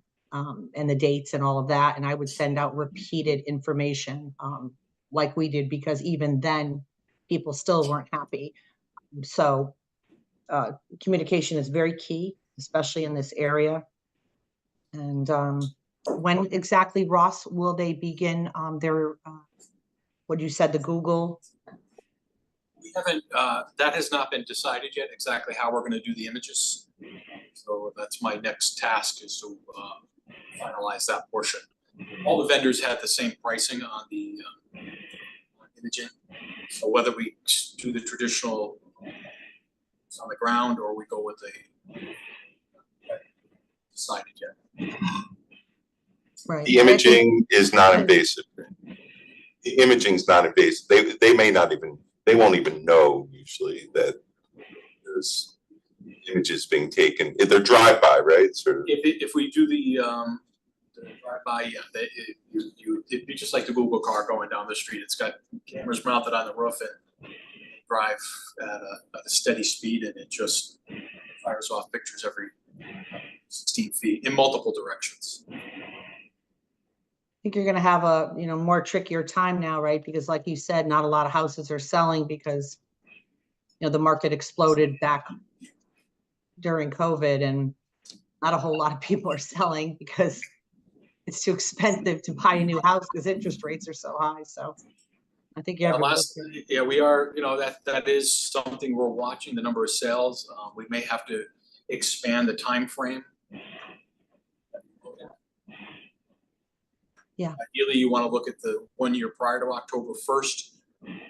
That's what the state requires when you do the statistics to validate the rebound. The reality, we look at, 18 months back, and we probably will look at sales through December. See if they're, those numbers are tracking with what the model's producing. Right. It's tricky because obviously house prices have gone up, but then if you have to take into account if you were to sell your house, what it's worth is not exactly what it's worth, because having to move and pay the higher interest rate on a new home or whatever you're purchasing is severely impacted by this. I think that's what's really limiting the number of houses that are on the market. Last time I looked, just a shade over 100 homes for sale in Fairfield. Very low. Yeah, it's very low. That's very low. Thank you. Any other questions from the board? Any comments from the public? Mahusky, yeah, go ahead. You mentioned this is a full reevaluation. Does that differ from the previous one, which seems like not that long ago? Yeah, we are required by state statute to do a reevaluation every 5 years. They're usually kind of refer to them as fulls and updates. Methodology is absolutely the same. The only thing that's different is that once every 10 years, we have to verify the we have in our field card as far as the house and its characteristics. So we can do that through a data mailer.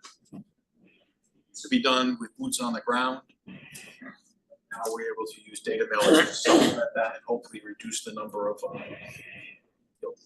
And that was not done last time, but it will be done this time? Yes. Thank you. Like I said, it's one, we have to do that every 10 years, and this is our 10-year cycle. Any other comments from the public?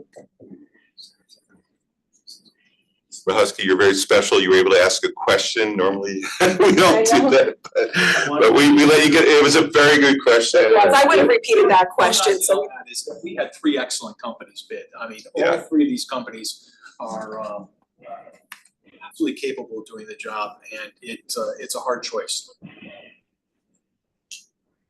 Great people, companies, and it's a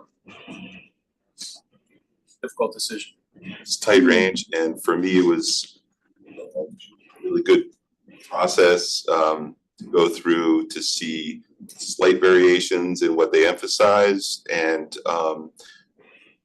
where their knowledge base is. Is it more local? Is it more national? Resources, are they mainly local? Can they draw on resources nationally? And also the technology, that some of it was the same, but some of it was different. And I thought that was interesting. All capable, but all with a little different slant on how they get the job done. Okay. All in favor, say aye. Aye. Congratulations. Thank you so much, Ross. Item number 21, to hear, consider, and act on approving an agreement reviewing the town's Anthem Blue Cross Blue Shield medical and vision plans effective July 1st, 2024 through June 30th, 2025. May I have a motion? So moved. Second. Please.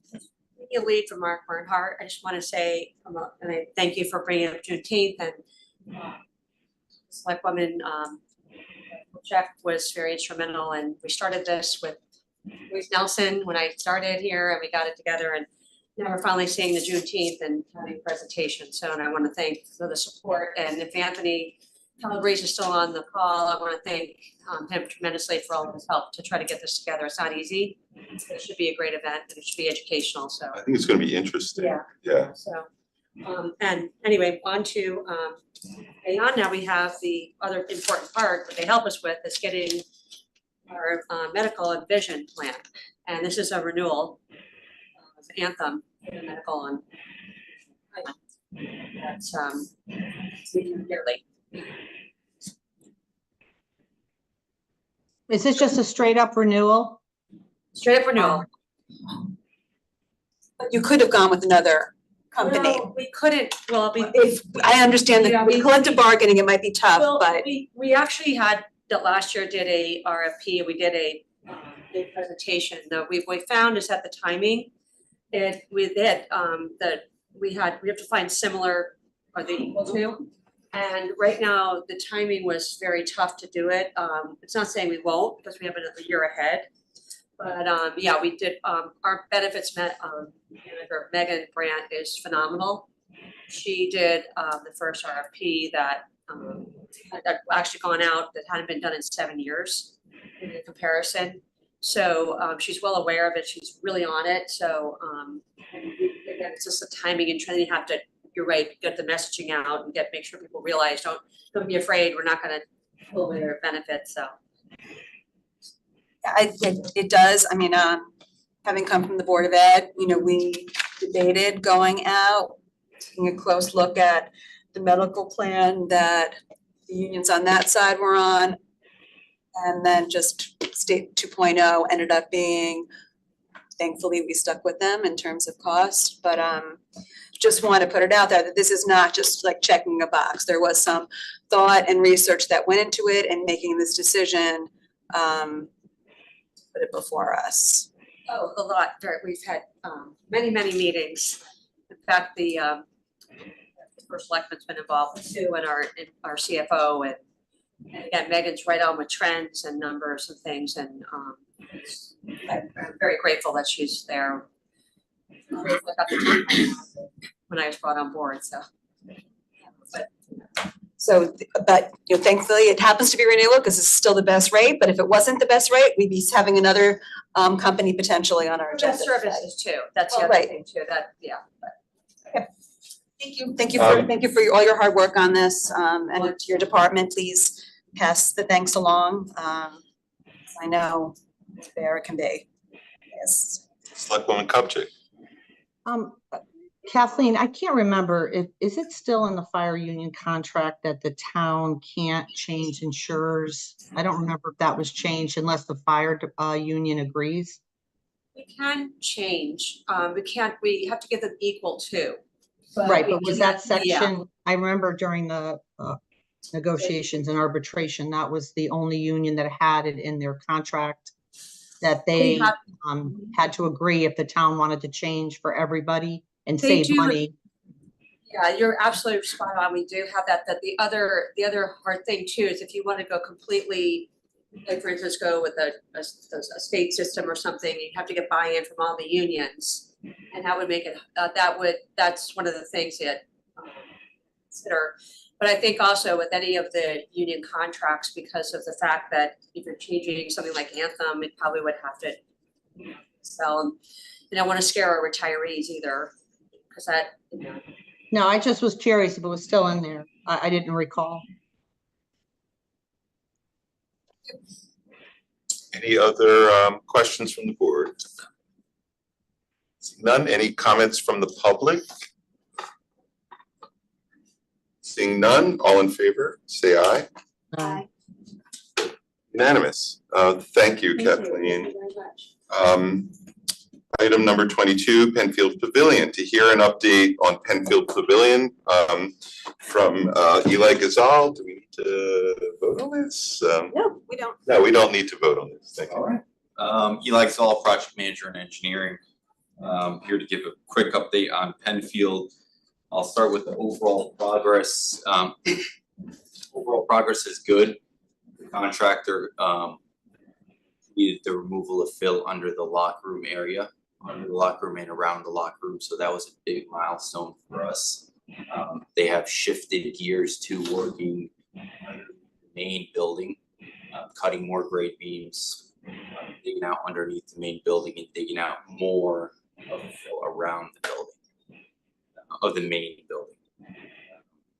So this is in preparation of our first helical pile delivery early next month. We're very excited for, and the plan is to start soon after our first delivery with installation of the helical piles for our first phase. We are about 60% done with removal of the Julian fill across the entire site, so we're very excited about that. We have taken approximately 280 truckloads out of the site, which equals approximately 6,000 tons of Julian fill that was placed. It's important to note that in the GMP contract for removal of fill, we had a 7,000 ton allowance. So if we do exceed that allowance, we plan on handling those overages with some of the contingency money that we set aside. So I should have more of an update on that the next time that I'm in front of you guys to see where we stand with the Julian fill. What I can tell you is from what we've seen so far is it's almost like a bowl effect. The middle of the building is the deepest area and it tapers out once you get closer to the parking lot and once you get closer to the beach. So unfortunately, the middle of the building is where we're seeing the most fill. I'll keep you guys updated on where we stand as far as the allowance goes. And we continue to share monthly updates with FEMA, where we send the pictures. We got our drone pilot, Scott Lehman, in the engineering department. So we take the drone out there and we take pictures, send them it over. Wood, they haven't had too much to comment on. So that's a good thing. We had a site walkthrough with CTD weeks ago. They had nothing but good things to say. So we are on track. Project to date, we have reviewed and made 3 pay applications for the Bismarck construction manager. So payments are on track there. Not much of the payments have affected the 50/50 yet, only because we haven't really necessarily started that work. I'll keep you guys updated on that. See anything major changing on that front. And when I ran through the updates, to get approval for a little bit more money to make this happen, the one thing I was very clear about was the one variable. Most of this is locked in, unless we put in a change order. But the only variable was the fill. The way it's, the way, from what I understand, is 7,000 tons, right? Was sort of measured by where you could bore, but sort of towards the middle of the pavilion, there was no way to really bore down and get good measurements, and you were not expecting it to sort of go deeper in the middle. But it sounds like there's a good chance it'll be within the contingency. Yeah, that's the idea. That's what we're hoping for. That's why we put that money aside. Yeah, you nailed it. That 7,000 tons allowance was based on the borings that we did outside the building footprint.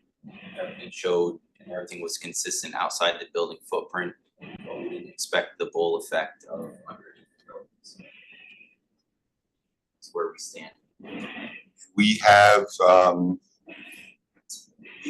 sand piled up under and around the building. Correct. And explain a little, like, if there's a storm coming, what the requirement for the contractor is. They have to move that sand back under the building, right? Correct. Yeah, so they actually, I forgot to mention, they actually did start backfilling underneath the locker room area, which is completed. So we removed the fill and we started to backfill back up to our new elevation. So that's good progress.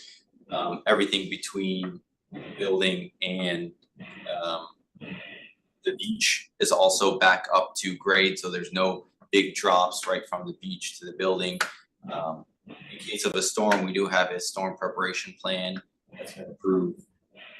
And the goal is to move all that sand and place it back underneath the building as much as we can to level out. So that's the contractor's responsibility. Absolutely, yep. So there's no more kind of funnels underneath the building. That's the goal, is to remove the funnel.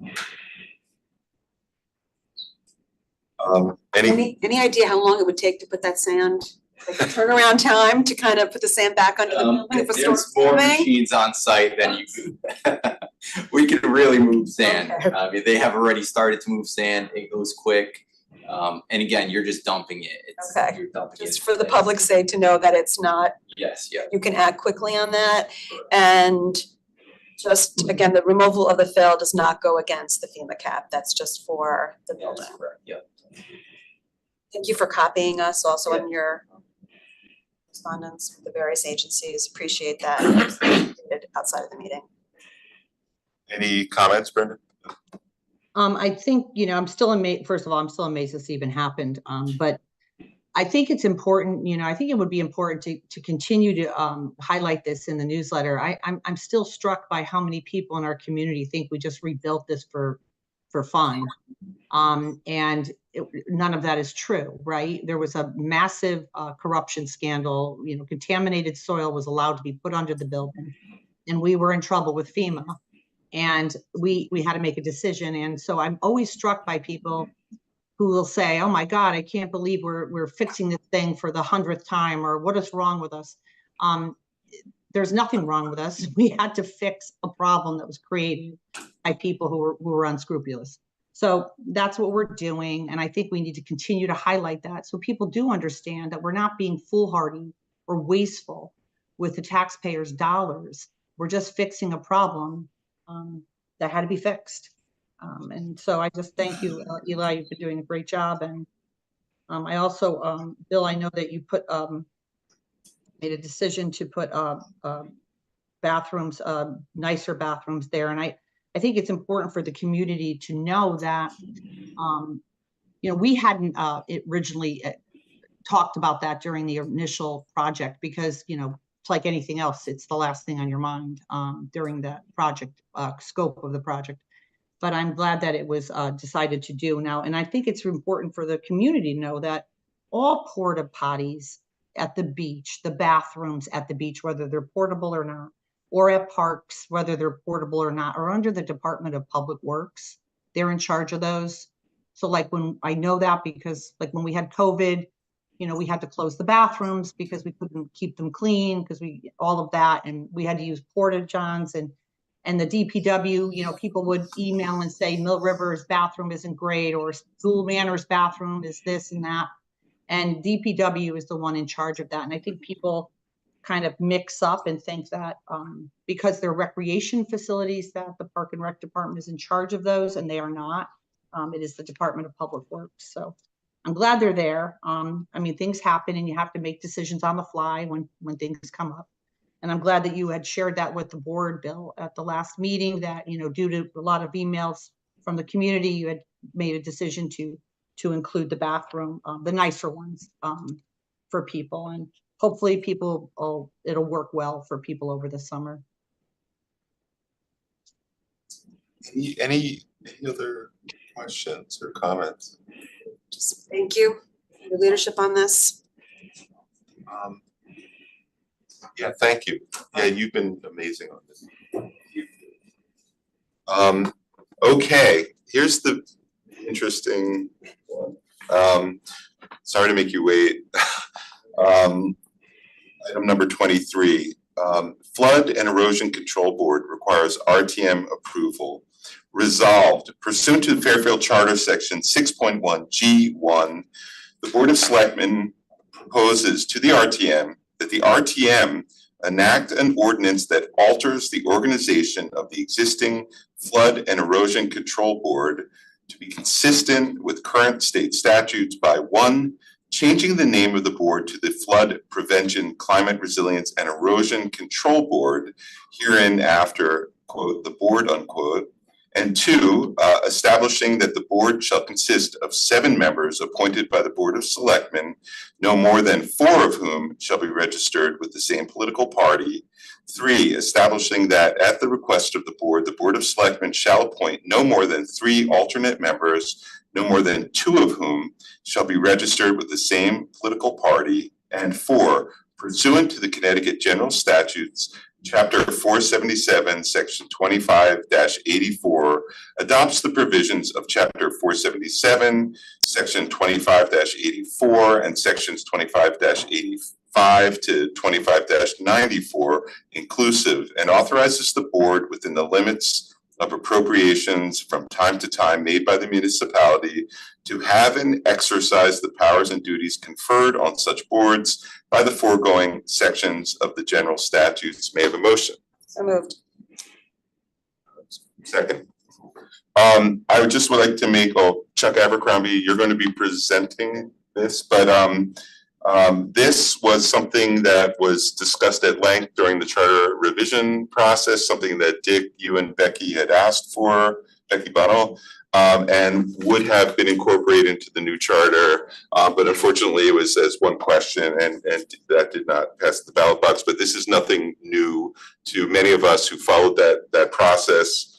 In my opinion, it makes perfect sense. And so, but go ahead and Chuck, if you could. Afternoon. My name is Charles Abercrombie. I'm a member of the flood. Sorry. That's Chuck, I'm sorry. Everybody else does. Okay. Member of the board. And I'd also note that also present today are Dick Mahusky and Don Lamberti, board members, and secretary. Currently, the town charter establishes the flood and erosion control. The powers granted by the state statutes and the state sections on municipal flood and control. Those sections were originally enacted in 1955. However, in 2021, the state legislature enacted amendments to some of those sections. Most specifically, one which changed the name of the board. Flood prevention, climate resilience, and erosion control.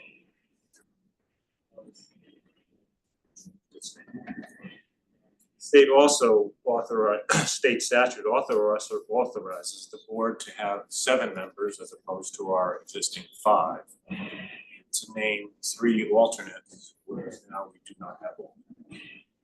Finally, the state statute authorizes RTM an ordinance which codifies at the town level rather.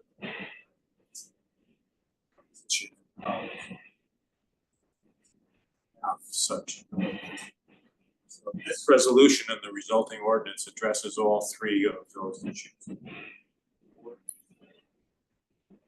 Of the board members in terms of it being 7 with 3 alternates, and the ordinance itself.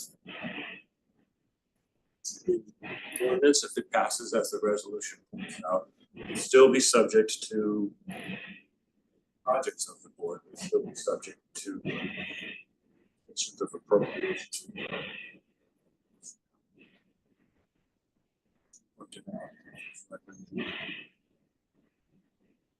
Charter Revision Commission adopted these changes. What we're trying to accomplish is to, in effect, now sync with state statutes.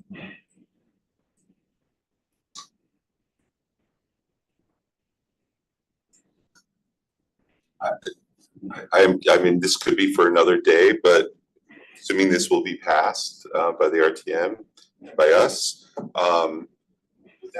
would you envision still then putting it into the new version into the charter, or does it actually not need to be? I don't think it would need to be. Right. If you look at other towns, and even in the 50s, for example, Greenwich passed an ordinance. And throughout the state sections, refers to an ordinance, not to a provision in the town charter.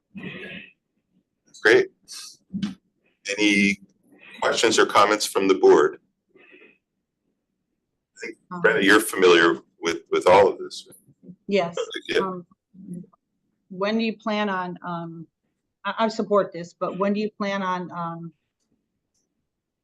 constituting a charter commission? That would be, I should be in, early September, maybe late August. Okay. And did you think about possibly utilizing some of the people who went through the whole process because of their expansive knowledge and spending all that time doing it? Anyone's free to put their name in. It's an open application. I know, but it's as leader, I don't think it would hurt to reach out to them. I mean, I personally don't know if they want to after all the time they put into it, and stuff that happened to them during it. But I mean, they are very well informed, and more so than anybody else because they went through it. It makes sense to reach out to them and see if they have interest. Well, the nice thing is on Save a this lot of time, for sure. point taken, on this particular issue, it looks like this will not be part of that commission, which is saves them some time, so. That would be, I think that's correct. Yeah, so we'll, okay. Any other comments or? No, happy just to support this and move it forward. Important that we comply with state statute, increasing the size. Just enable our residents from different parts of town that are affected by flooding. Really good point. Both from rivers and not just the sound. It's a really valuable ad. It is true that the work of the board is going to increase as time goes on.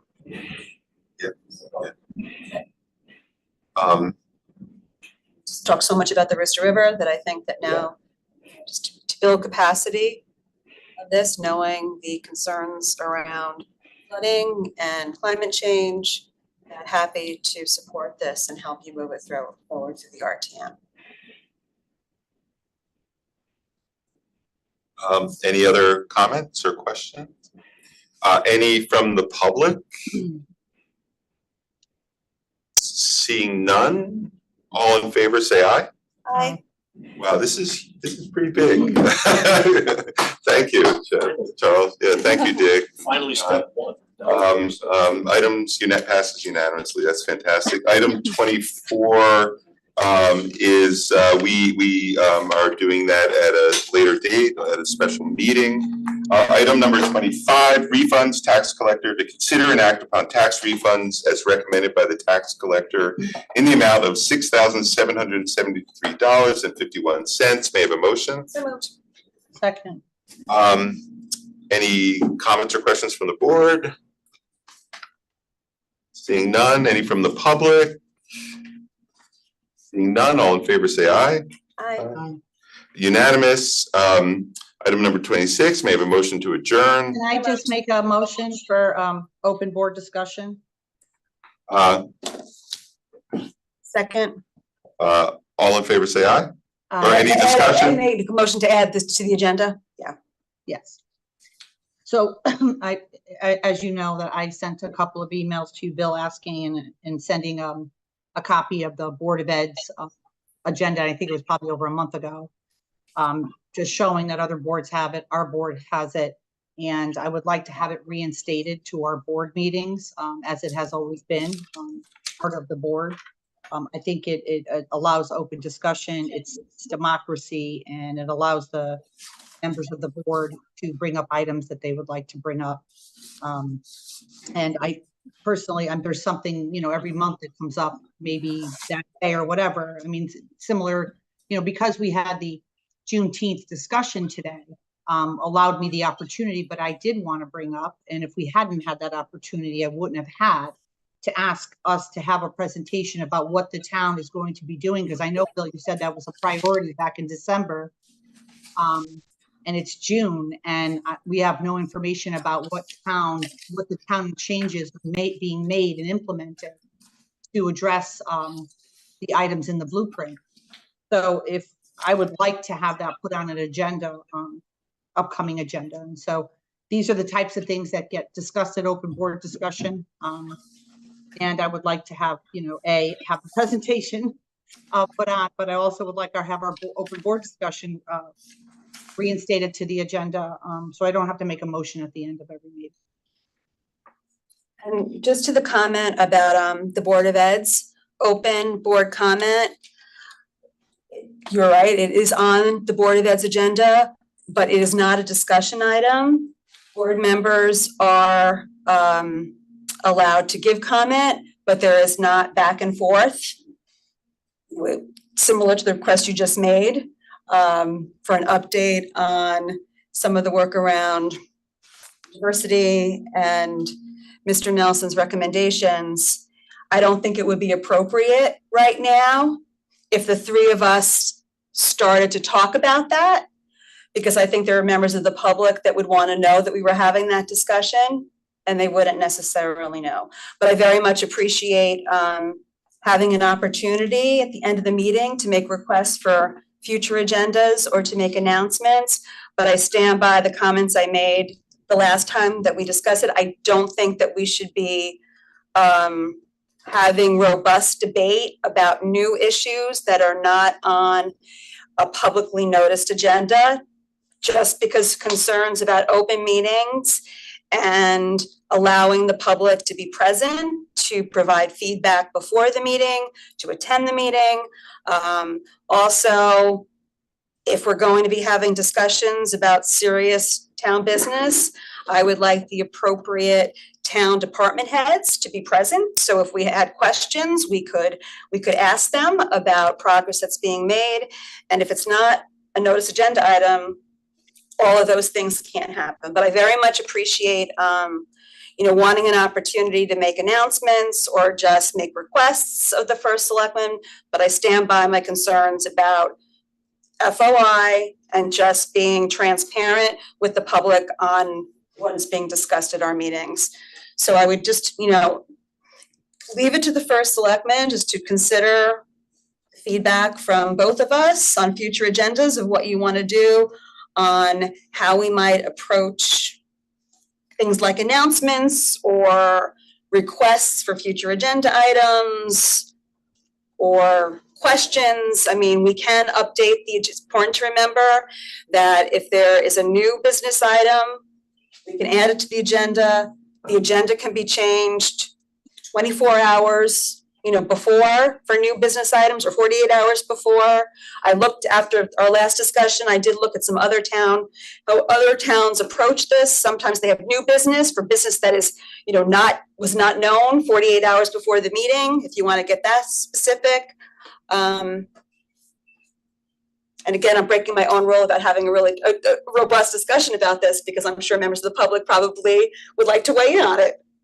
So I think we've talked about this a lot, and I think the fact that we just voted to, for you to add the item to the agenda, I think we're amenable to having you speak when you want to, and you've spoken today, on different topics that were not on the agenda. I don't really think this is the issue that it's been made out to be, but I do appreciate if you think it's an issue, you have every right to think that. I am really in line. My thinking is in line with Selectwoman Vitale's, that if you want to put something on the agenda, it's best to let us know and we'll put it on the agenda. If it's something, an announcement you would like to make, or one-sided conversation, if you would just want to state your opinion or make a request, then add it at the meeting. If you want to have a robust discussion about something, I think it should be on the agenda. Then people can show up and debate it. But then, we're allowed to have difference of opinions, and that's sort of where I think both of us stand, and you stand on the other side of this. I think we're having pretty long and robust meetings with a lot of discussion. So I don't see it a real shortfall in what we're delivering for the public right now. And I say that as limiting my own ability just to bring up anything up to talk about. Like it limits everybody's. It's not trying to diminish one voice over the other. It's really just kind of calling all three of us to task that we answer to the public, and we should be transparent in the business that we're doing in the public's name. No, that's fine, but I think that what you might be missing here is that it's censorship. And so the Board of Selectmen had open for discussion, new business, I don't know, 20, 30, 40 years, something like that. And now all of a sudden it's removed because two people don't think it's appropriate. Now, if I had removed open board discussion when I was the first select person, and the minority member of the board was then not given the right to bring up things at the end, as was always the case, I'm quite certain everyone would have had a different opinion about it. What I'm saying simply is that this is not an FOI violation. It is an open board discussion when there are specific items that are already on the agenda that have relevance to other things that we can discuss. But to shut down open board discussion because we just don't want to have it, or the meetings are too long, and frankly, I think they could be shorter because we've added all these items that never were on the agenda for the history of the town of Fairfield. However, Having said that, I'm happy to make the motion at every meeting, which I think is silly, but I have to do that, then that's what I'll do, because I'm an elected official. I have a right to not have my information. I should have to be censured or censored because I have to tell the first selectman first what I'm going to talk about in an email. I mean, that's just not democracy. It's not the way we've done business in this town forever.